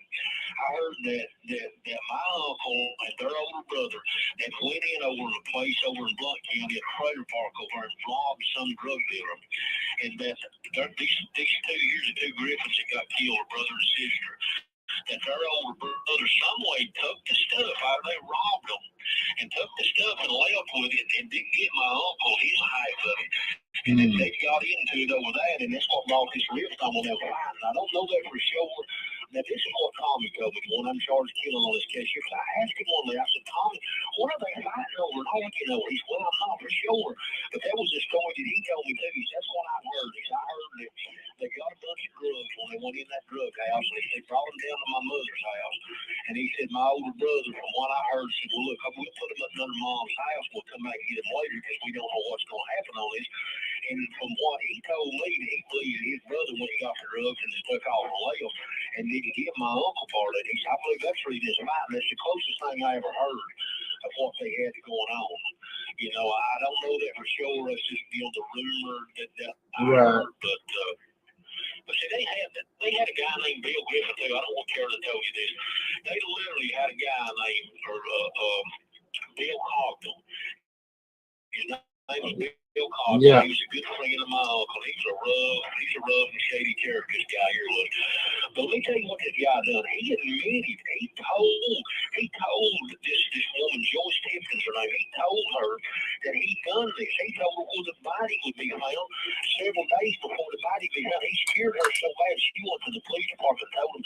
They didn't even go look for it. He told them the body be found, and the body's found in the general early there. And he told them where the body be found up in Wallace. He told them early that he'd be found, and showing up this is where the body was found. But let me tell you what this guy done. This is so crazy. Him and the other guys at his house, and he tells him, he said, look, he said, I'm gonna go out and get in the truck. So I'm gonna set forward to the house and burn it. He said, why are you gonna burn it? He said, there's evidence of Connie and Tommy, the two that got killed here in the house. He sets forward to the house. They get in the truck and leave. The house don't burn plumb down. It damages. I think that so bad you can't live in it, but the fire department got there and put it out because somebody seen the smoke coming out the windows and stuff, and they put it out. So he leaves and he takes this guy that's with him and drops him off at his house. He goes on over to Joyce Tipton's house, which he's good friends with her husband, and he tells them, so they said, what are you doing? He said, I'm going to pull my truck up in the holler here, and I'm going to set fire to it and burn it. He said, I set fire to my house before I left. They said, what did you do that for? And he said, well, I'm going to burn the truck too, so there's evidence of Connie and Tommy in it. They said, oh, no. He said, the dude told him, he said, you're not, her husband said, you're not going to burn your truck up here in the holler. And when he walked off to do something, to go to the bathroom, and he looked at her and told her, how would you like to wind up like Connie? I killed her since she's up here and walling up here. He said in the holler up here. And sure enough, before she was found up there, they run him off. They got so scared that he was going to do something to her. They went to the police department, and the police didn't even investigate him. Sure enough, that's where the body was found. But let me tell you what they done. They put him on the witness stand in Sevier County, and Al Smusser, the attorney, made a joke out of it. He said, look, yeah, he said he did. He was drunk. He admitted that he killed these people and stuff. I said he was drunk. I said when he sobered up, he changed his mind and stuff. And he said, look, he says he shot him. He said Connie was not shot. She was not shot. He said the thing in the back of her back was a bra strap. It's made out of zinc or something. He said he wouldn't lay it. And he kept letting the people hold the gun. The jury, and he took 3 or 4 times this big old British 308 of my uncle, big old heavy gun, and let him hold it 3 or 4 times. And he told them throughout the whole thing, well, this is a gun that was used and stuff, and that's why he laid it down. Then he comes back and said, well, look, Bill Collins was just fine. He said she was shot. She wasn't shot. And I'm telling my lawyer, get up and argue the fact of why you let him hold that big gun and she wasn't shot and making it look like she had been shot. And that's evidence of it was found at Dillinger's house. But I don't know. My lawyers at first set me out too. I knew my Sevier County lawyers set me out. Let me tell you what I knew. He said, you ain't gonna believe this story with these 2 lawyers here. I heard this lawyer, and I knew he was good friends with his judge, Rex Oakland. And I heard him on my case. And he's telling me, well, that'll help. And I'd used him on something else before. I forget what it was. But anyway, I knew him, and somebody told us, why don't you go talk to him? So they're good friends, and I thought that might help. So I did, and so when we go through this, they arrest me and stuff, and my dad hires him and stuff. So that file a thing to the appeals courts. My lawyer just trying to get me bail, and he files a thing there and says, look, they're not even showing why my client should even be arrested, let alone be in hell without bail. So the judge, I think his name was Judge Bowers, he sent a thing back and says, look, I understand why this deceptive statute stuff. He said, I remand this back to this court. And he said, I think his ruling was that I remand this back to this court and show at least a minimal amount of evidence why Mr. Sutton has been arrested, let alone been held without bond. And this is when I knew my lawyer didn't set me out. I didn't have another lawyer told me that he set me out. But I wasn't for sure where he had or not. But this is what he told me. He said, look, he said, we're gonna take this back. They had it set up for like a Monday morning or Tuesday morning to go in front of him and argue this with that Judge Bowers to set it back. But he said, look, we're gonna put it off to Friday because I've got we call it subpoena, the district attorney and the detective that brought that hold to people brought the evidence for it. Well, come Friday, when I walk in the courtroom, the first thing the judge done was walked out. Oh, this guy here's dirty. Judge Rex Oglum, and he's one of them Teddy's wife's appeals court judge too. It still is. This man's been judge probably for 40 years or longer. But when he comes out, he looks down at me and he said, "You know what? I understand why Mr. Judge Bauer sent this back to my courtroom and said show a minimal amount of evidence why Mr. Sutton has been arrested and been held without bond." He said, "You know what? The bird is on the defendant." He said, "I suppose he could have had the district attorney, this detective, and now subpoenaed." I looked over my lawyer and I said, "What do you mean they ain't subpoenaed? You told me you didn't have two of them subpoenaed, but you had two more yesterday." "Oh, we talk about it later. We'll talk about it later." He said, "And come find out, when you know the next time he come to see me, he wouldn't even come to see me openly like he had been come to see me. He come to see me when he had a little hole between his eye because he was afraid I might do something to him." And he knew at this point that he had done set me out, and I had another lawyer by the name of Jerry Gay and that worked with my mother. He's a real good Christian guy, just a really good, solid earth guy. And I talked to her and had him to come over and see me. And he said, "God, Jerry," he said, "Look," he said, "I'm so sorry." He said, what you fell into." He said, "There ain't nobody believes you done this. I just want you to know that." And he said, "Look, I'm fixing to retire as a lawyer." And he said, "I'm just having all I want." He said, "If I could, I'd love to help you." But he said, "Look, the reason I come over here to talk to you, I want you to know that he's your lawyer. David Webb is just sent you out." He said, "Why did you ever hire him as a lawyer?" He said, "He's not a trial attorney." He said, "He wins his cases." He said, "He don't know how to go in there and argue law." He said, "The judge is best friends." He said, "He just sent you out." He said, "Let me tell you this." He said, "He's got a line of people waiting over in his office that they're giving him cases and fixing cases, so because he's giving them you." He said, "I just want you to know that." And here's another thing they done, and I almost forgot. And I don't know if there's anything that can be done about this around that piece. This is what he told me. So let me give you a few good best advice I can give you. He said, "You better fire him and get off your case right now before you go to court." He said, "He's going to set you out." But he said, "Another thing you need to do, you better go hire they said, stenographer, they call him, that takes down the transcript when it's going on. They call it stenographer. Stenographer. Yeah, he told me, he said, "You better go hire one." He said, "Because when they take you in there and they do all this dirty stuff to you, they're going to steal a bunch of your transcripts." And that's exactly what they done. And let me tell you what they done. This is on the first case, this Rick County case. They put this death penalty case off for almost 5 years. The state just can't put it off. So let me tell you what they done to me. They cut me in there convictingly. You had the judge getting up, take my eating gear. I don't give a damn what the Tennessee state law is, he said. "If you don't like the way I do, take it to the appeals court." That's what they make appeals court. And it's done everything. I had about 70-something motions. I think he gave me two motions. He granted me one of them was Barman's Creek closed the court. But here's what they done. And he told me this other lawyer did. You better hire your own personal stenographer because they're going to steal your transcript once they convict you. And he said that the law they give you, they'll never know what actually happened in court. So here's what they done. They convicted me now. The lawyer my lawyer, my trial attorney, David Webb, had hired. His name was not FD. I'll think his name later. Carolyn knows his name good. But he hired him to sit through my case in the courtroom and listen to it. He sat there and took notes down and wrote the notes down on my case. So here's what he done. He basically told me, he said, "They're not going to give you the transcript." He said, "I put all this stuff wrote down." He said, "There's no way the appeals court will let this stand." So this is what he came back and told me. He filed a thing to get my transcript because they tells me, he said, "Jerry," he said, "they gave me like finally gave you, matter of filed 2 or 3 times." He said, "Finally gave me like 280-some pages." He said, "It ain't the stuff that they stole your transcript." He said, "It's not the stuff that I want, and they don't want to give it to me." So he comes back heavy next time they file another thing to try to get the transcript. So the next thing I hear is David Webb. I get a letter in the mail from him since he's hired this lawyer, and he's going to be doing my appeals himself because he didn't want this lawyer trying to get any more of the transcript because he got it all wrote down, the stuff that they've done. And I've tried everybody to get Sue Jennifer Young. They're going to try to get the tapes and get this stuff because they literally, you wouldn't believe some of the stuff that they literally went on up there, that they stole the transcript and just literally took it out there. And it can't be a thing that's just happened on my case because this lawyer, Jerry Gagan, told me that they was doing it on a lot of cases. This ain't just my case. It's something that they've been doing. Yeah. I don't even hear that happening before, but that's what he told me. And sure enough, that's what they done. There's a lot of this stuff, this blatant stuff about this misconduct they done in there.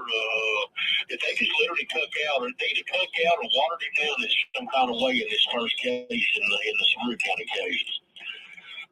But I don't know. You know, my mistake was that I was uneducated. You know, just like I said, I barely can read and write, and I just didn't know how to treat this legal stuff.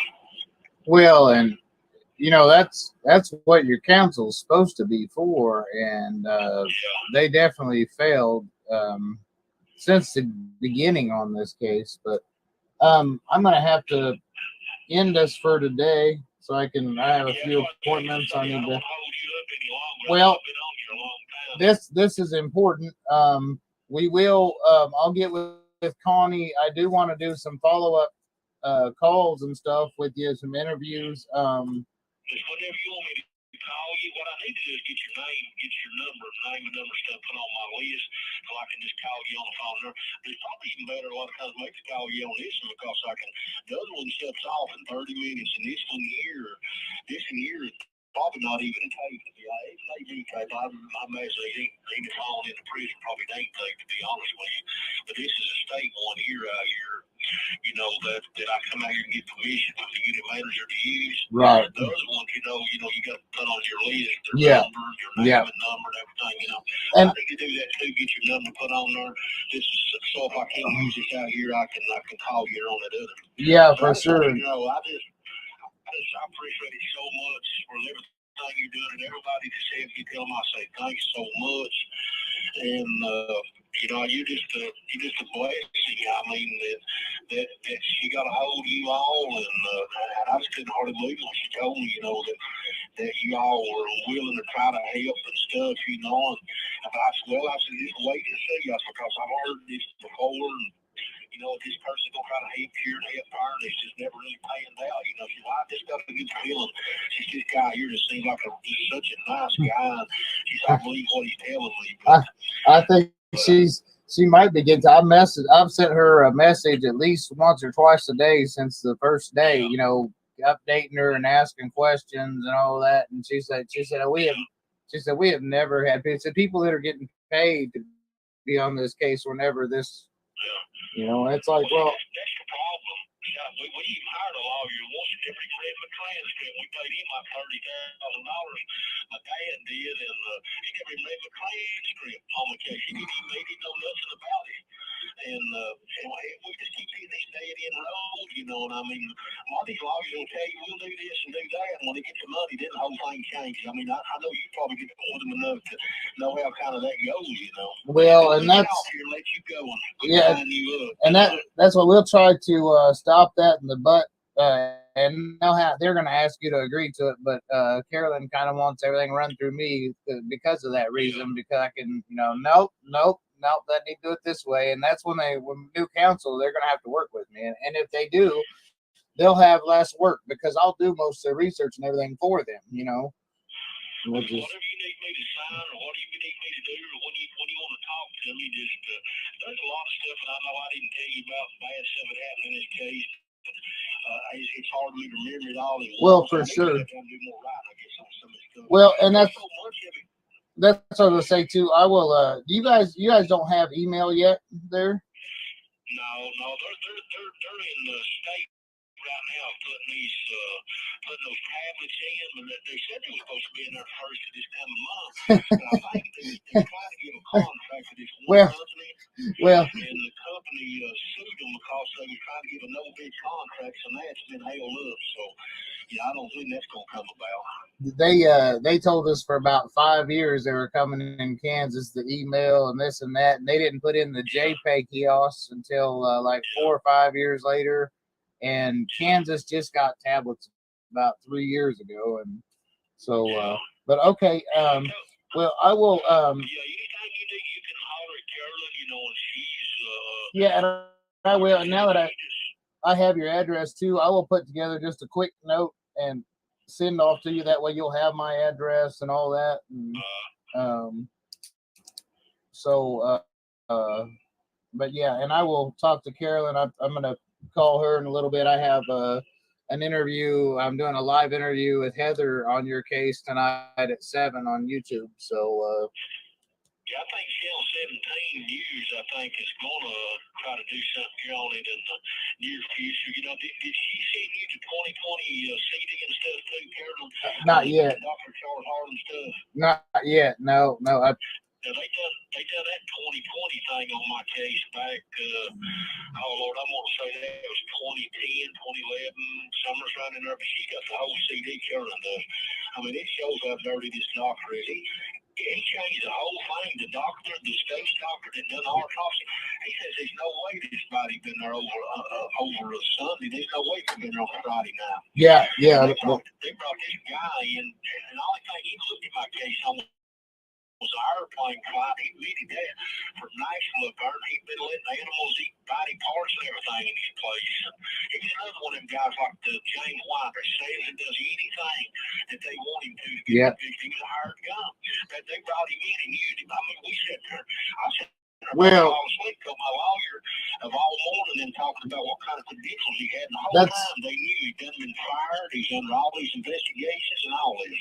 People fail to realize a paid witness is only as good as their ethics and morals, because they can manipulate evidence and all that, and they're respected because the jury automatically puts them in a higher regard because they introduce them as an expert witness. So the jury's like, oh, these people are important. They know what they're talking about. And that's not always the case, but they're paid to say what they want them to say. But anyway, I really do have to get off here, and I hate. Well, let me get off here and let you go. And Yeah. I appreciate what you're doing, and just let me know when you want me to call again. Definitely. Whatever you need me to sign or whatever, I'll take care of it. So whatever you need me to do. All right. Well, you're going to have a letter coming here in the next few days. Probably may not have much. Just hi, how you doing? Here's my address, phone number, information. But thanks so much, and please give my love to everybody that's helping you, and to you and your family, and just know that I appreciate everything that you all are doing and stuff. Absolutely. You hang in there, bud. You know. I will, and that it's just feels so good to talking to you. I mean, I've got such a good feeling of talking to you and stuff. And probably the better I've had in a long time, to be honest with you. I feel like maybe that she's not going to be able to just keep taking advantage of you, you know, the way she has. She's not going to be around, like I said. And when you see her, don't let in on anything's going on. Don't, because I'm going to have her ass. Excuse my use, but that's so anyway. Well, God bless you, Gary. You hang in there, and I'll talk to you later, okay? all right, buddy. We'll talk to you later. Bye-bye. All right, bye. Wow.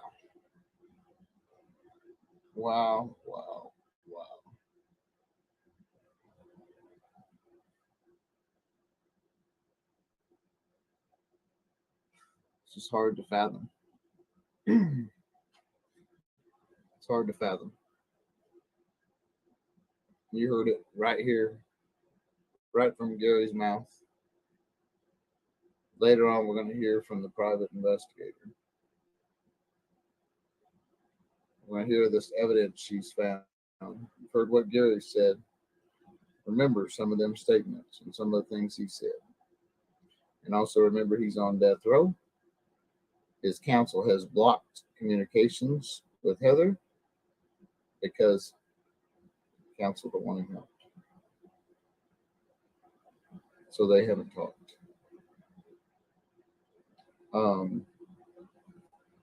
They haven't been talking last week or so and getting their stories straight. It's not only I'm hearing the same things across from all these people I talk to. It's the exact same story. There's not even a different version. It's very disheartening. I see it in court evidence. Very disheartening. It's in court paperwork, a lot of this. So it's very disheartening. It should not happen in the United States. This is an American nightmare. If you don't do something to get involved, I don't know. I don't even know what to say. I appreciate you guys for watching and listening. Hope you guys are more blessed than stressed. And remember, like Gandhi says, let's be that change that we want to see in the world. So here at Bars to Bricks Ministries, we are being that positive change that we want to see in the world. I love y'all. I'm the Rev Dr. Kev, and I'm out.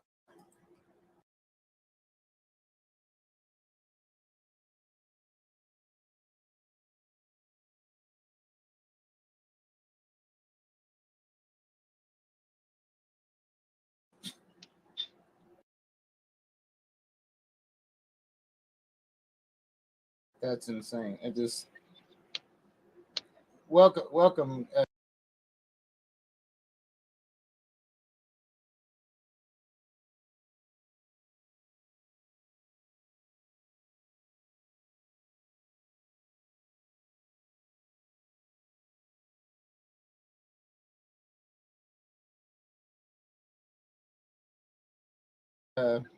Shelly, how are you doing this evening? I'm doing great. Washing the vehicle look great. Yeah. Carolyn, I owe you one for this. There you go.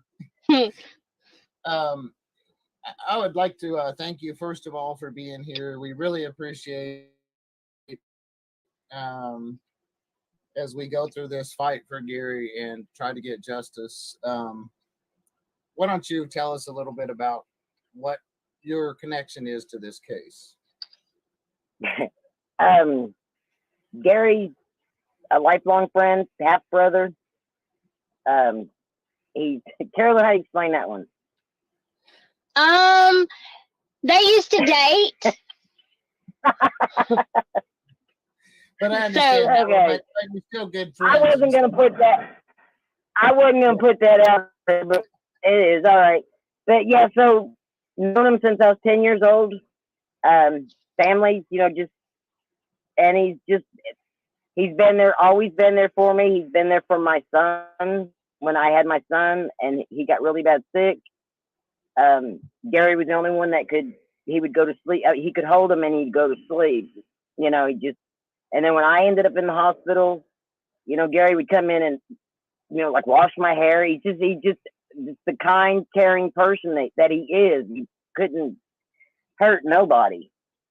I mean, he's a redneck. I mean, he might get a little fight here or there, that kind of stuff, but not hurt somebody. Right. Never. Right. Yeah, not more than like the average redneck Joe city fellow, Right. whatever, and yeah. Right. Tell me about when the trial was going on and the jury was supposed to be sequestered, what did you observe? We were I guess we were going on a break, and it was like on the steps that there's a room where the jury was, and we were walking by, or I was walking by at the time that somebody opened the door, and one of the jury members, plain as day, had a newspaper up, reading the newspaper, and just there was no mistaking what was doing. And when we brought it to their attention, they said, "Oh, we cut everything out that pertained to the case." And there was, the whole paper was the case. And there was no cut marks on that paper. I mean, it was just, they were reading everything. And, right.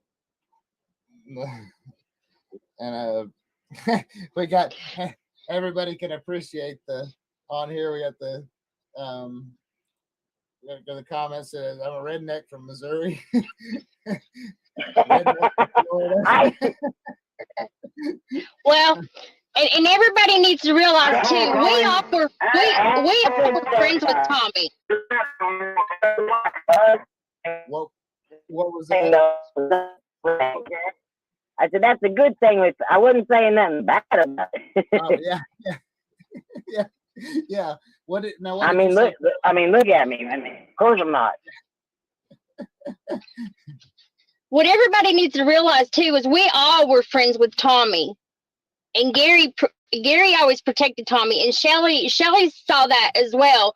And that's what we're trying to say. Gary doesn't have a bad heart. Gary doesn't have hate in his heart.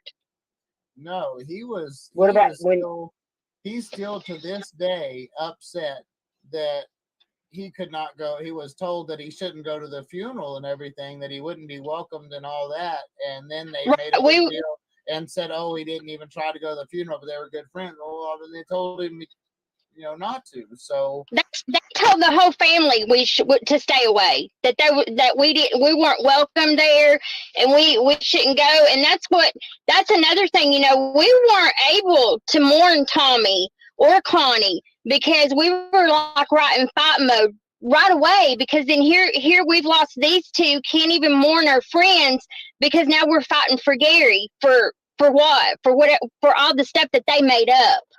Yeah.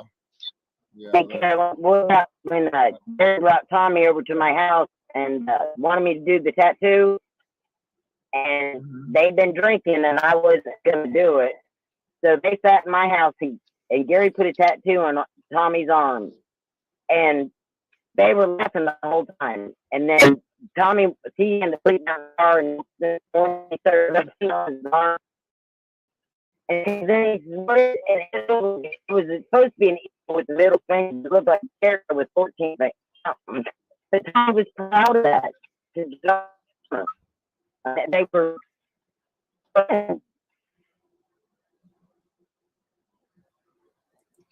Oh, I lost you. We lost. Yeah, she was getting some bad reception there.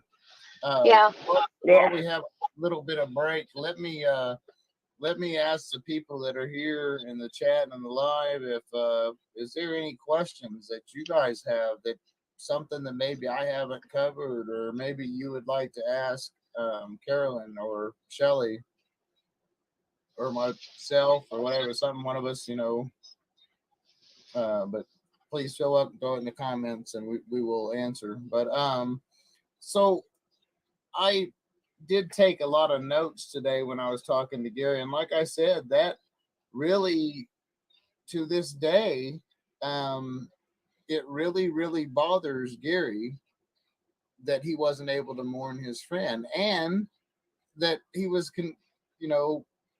being charged with killing him on top of it. And then to have I guess I haven't talked about one thing Gary really said. He said from day one, his counsel was ineffective. Neither, as people know, okay, in a capital punishment case, in a death penalty case, there has to be two attorneys. You have to have double counsel. Neither counsel he had was qualified to handle a death row case. Both of them even said as much in open court, begged the judge, and Gary said the judge said, "It's too bad, you're gonna do it." Yes. And it just worse from there. And Harvey, thank you for sharing this. And how's Gary holding up? Well, from what I talked to him today, probably better than I would be in this situation, for sure. And that's even furthermore, even after, I talked to him today, I got to talk to him. I got to hear his story. I got to feel him out, and I think we lost Shelly again. But we, it just, I don't know. You can just tell he's telling the truth. And to me, I have more emotion in my voice telling this story and get more animated than he was. And it's like, how in the heck can you remain so calm? I mean, but he's kind of the point though, Harv, to answer that question, I guess, in a little extra is that he's holding up, but in a lot of ways he's kind of lost hope. And it's there's not been Carolyn said, Gary said the same thing too, besides me and Heather, there really hasn't been people that cared, that wants to look into his case, that wants to help. It's all more about covering up, and because there's so many errors, and it's ridiculous, and it just it's disheartening. I mean, every negative you could come think about, it's there. It just because this is an innocent man, said over 30 years, and there's new evidence. Legal counsel won't look at it. There was another suspect that had motive, has a violent history, didn't even look at it. Yeah. They're asking if they can write him to show his support. Yes, by all means, you can write him. You can look up Gary Wayne Sutton in the Tennessee department, or if I can give you the address later and get it to these people. I will make a community post about this. I'll put his address and stuff. I have it, so I'll post his address in a community post on the channel. So yes, that would be awesome. Because it just as well, like Harv, you've been there, and some of the other guys, we've been there, and that letter sometimes, man, that means a lot. And we were all a general population. This man's sitting on death row. So it took him. Here's the thing: what people don't understand about death row, it's not they have. I don't know if general population has what you call levels. Do you have like Gary said? They had A, B, and C level, and when he went to death row, you started on C level. Well, that C level is you're only out 1 hour a day, and you're in chains and handcuffs that whole time when you see your loved one that's behind the window. That takes 2.5 years to be able to go to B. Then when you go to B, you get a little bit of privilege, but you're still everywhere in handcuffs. Then that's another 2.5 years to get to level A. Level A is you're out, you're no chains, no handcuffs, and you get contact visit with your loved ones. Oh. So it took Gary 5 years to be able to get there. And that's what people don't understand. These guys on death row behave themselves if they have family and stuff, because they don't want to lose those privileges. So Gary's been in there for this long, and he's had no write-up. The guards like him. I mean, and if somebody does something for him, Gary does it in his artwork or his woodwork. And that's how he tells you thank you and shows his love with all his artwork. And if he was a monster, you'd not get that kind of work out of him. He told me today, I've seen some of his artwork, and I will make a little slide presentation with some pictures of him and his artwork and stuff. His woodworking is just jaw-dropping. I was honored today when he said, man, I'm gonna have to get in the wood shop and make you something. And it just... Yeah, and that's his way of telling you thank you. He's not had a voice. He's not had anybody to stand up for him. I'll tell you, when he had his first 2 lawyers that he had, they just sold him right out. They all worked together. They were, he couldn't get them to fight, couldn't get them to do this. The second ones he had that got him on death row, they tried to get off the case. Yeah, well, okay. I was saying, the second one. Okay, yeah, one, yeah, they tried to get off the case. And I'll tell you this too, and if we can ever get Gary's brother on here, he can tell you a lot. They were in the courtroom, and they were trying to separate that trial, and we can't, of course, they're not going to put that in the transcript. There was a lot of things that were taken out of the transcripts from Sevier County, but everything that we tell you, 99% of everything that we can tell you, you can go in those transcripts and find them. But they asked to separate the trial, and the DA looked at the judge and said, we can't do that. That would be a nightmare, because we would have to let Sutton walk. Yeah. They would not separate them. So we know that Gary Sutton's innocent, but, and I will say this. There's really no evidence to tie the uncle either, but Gary himself said today that he don't know for sure that the uncle, if he did or didn't have anything to do it. He said he was kind of mean and stuff, and in fact he had told Tommy a couple times, in fact that weekend, that they needed to get away from his uncle and Tommy's brother, and and that he felt something bad was going to happen. And, I'll tell you this. I know that. Okay, so Gary was a good home man. from what his whole family would tell you when he was married, but that relationship didn't work out, and his wife left him and moved back to Georgia with their little girl, which that threw Gary into a tailspin. And in this, is that's when I met Gary. Now I'm gonna tell you right now, Gary had a lot of girlfriends, but when I met him and we started, telling each other, okay, this is what we want to do. We want to make our life together. Well, Gary was backing away from all that. And Tommy was too, because I remember at one time Tommy goes, well, if you're going to move in with Gary, he goes, I have to move in with you too, because once he stays home, he's not going to come over. And I said, Tommy, you're always welcome. And the thing of it is Tommy had his own bedroom at Gary's place. If he had his own bedroom, and I remember we were the first time that I ever met Tommy, and I'm going to tell you, I was sheltered. I was very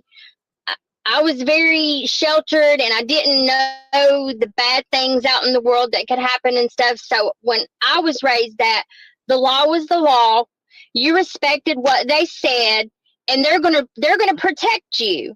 Well, of course, when we're going through this, I'm not thinking that the law is going to do it, that they're not going to convict him, because I know he didn't do it. And then I'm just going to tell you, from then on, I don't trust our justice system. So what? Now let me ask you this, because this is going to be the question on every mind. So I'm going to be the devil's advocate here. So you're his girlfriend. What's to say you're not lying? Why? What would we? I know we've had this conversation. Well, for one thing, I'd never had to deal with the law. I'd never been on a I'd never been on a witness stand. So if I was lying, they could have got me up there. And I'm going to tell you right now, I would have sung like a bird and cried like a baby. And if Gary Sutton had killed his best friend, I would have never had anything to do with him, and I'd not be fighting for him right now. Never. You're not going to tell me, you're never going to convince me he did it, because I know in my heart he didn't. I'll tell you, me and Gary, I stayed with him for about 4 years or so after that, and then I broke away because I needed to go live my life and do what I needed to do. So I've been back in Gary's life for about 3 years now. And so I was at my mom's house, and of course the local news came on, and Gary's picture was on there, and he was he was going to be the next 9 up in Tennessee for execution. And my heart just dropped out of my chest. Everything about me, just my whole body just started shaking. And I was like, there's no way. No, he cannot be. So this is where Heather came in. I had started calling people, and my daughter and my son had started helping me. And we talked to a lawyer out of Florida, and she said, the only thing right now that we need to do is new evidence on Gary. Yep. That's when I found Heather. We Googled and we got Heather. She is the number 1 investigator in Tennessee and Kentucky. And we got her, and when we got her, I had come into some money and was able to hire her. Now Heather's invested, because I don't have the money to give her that I need to, and she's invested, and she's came up with so much stuff. She is completely invested in my talks with Heather. And let me say this, when you guys meet Heather, you'll get first of all, let me go back to, you guys caught Carolyn's emotion. You saw her face, saw her eyes, saw the wipe of the eye when she was talking, when I asked her that question. Now, tell me, if someone is lying, is there that much emotion? Is there that much, that was with conviction.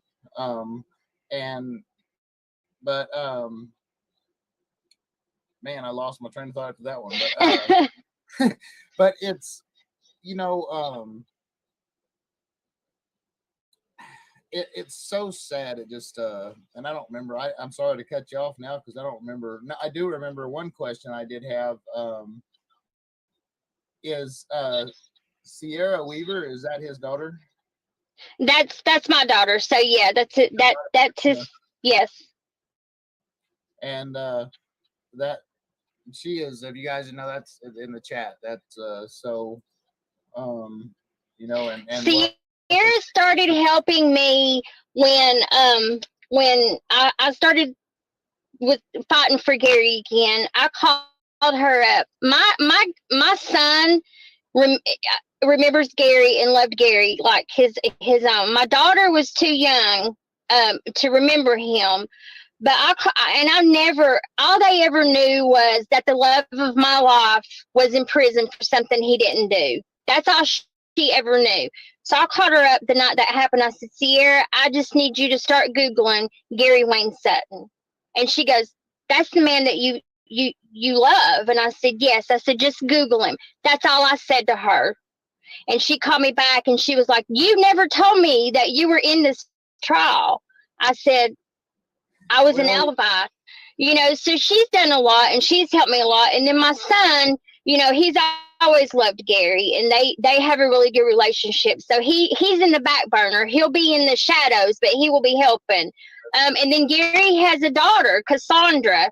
Her and Sierra was just about 7 months difference. They were just about a year old. She's only known her father behind bars, and now she has a family of her own and has a son that only knows his grandfather behind bars. And that's what other people don't understand. Not only did Gary has lost his life and is in prison and getting ready to come up. We did have an execution date, but by the grace of God, somebody in that execution room had a heart and said, wait a minute, this is wrong. I don't know what happened, but it was botched, so they stopped him. But they will be coming back. He will be getting an execution date anytime. But, Cassandra only knows her daddy behind those prison walls. She doesn't know she doesn't know she understands that her daddy loves her, but she never got to have the relationship with her daddy that she should have had. And that's it. She lost something too. And that's what people don't realize. It's not just Tommy and Connie's family that lost them. And don't get me wrong, we were so sad and so, hated it happen. But you know what? We lost Gary too. We lost him, and people don't get that. And it's hard sometimes, just to try to tell people, oh no, he didn't do it, and they're like, oh yeah, he had to have done it. They convicted him, and he's on death row. He had to have done something. No, yep. There is more innocent people inside that prison than guilty. And people don't understand that once you're convicted, it don't matter if it's something as small as a burglary. It is hard to get back into court. And then when you have a legal team that is either incompetent or they're rolling with the state, and I'll tell you, all my guys on here that are former prisoners and women and stuff that have been through this, you will know when your briefs come, if you got the briefs that this man got from his attorney, you'd be pissed. I was pissed reading them. I'm like, these sure they mismarked him. There's no way this is his attorney. This has to be the attorney general or the DA or something. No, this his attorney. And it actually sounded worse than what the state put together. And that was his attorney's briefs. And it's really hard to get justice when you don't have an attorney. When it's a capital case, they're extremely expensive. So the court don't just like to willy-nilly move you around attorneys and stuff, and it's hard to get rid of them. And so people don't understand. You can't, it's like it's a free country. It's this and that. Oh, hey Jeff, welcome. Reverend Dr. Jeff Hood. He is activist, speaks out against the death penalty and stuff around the nation for innocent people and stuff. And he also is a spiritual advisor and accompanies them all the way to the final moments. He's asking, is he proceeding Barb? Yes and no. Without new evidence, yes. I don't really want to go into get with me later, Jeff, and we'll talk privately, because I don't really want to touch on too much of that right now, because it's an active. I'm working on some stuff, and I don't want to go into it. But we have some hope just get with me after and as far to hear his lawyer tell it, yeah, he don't have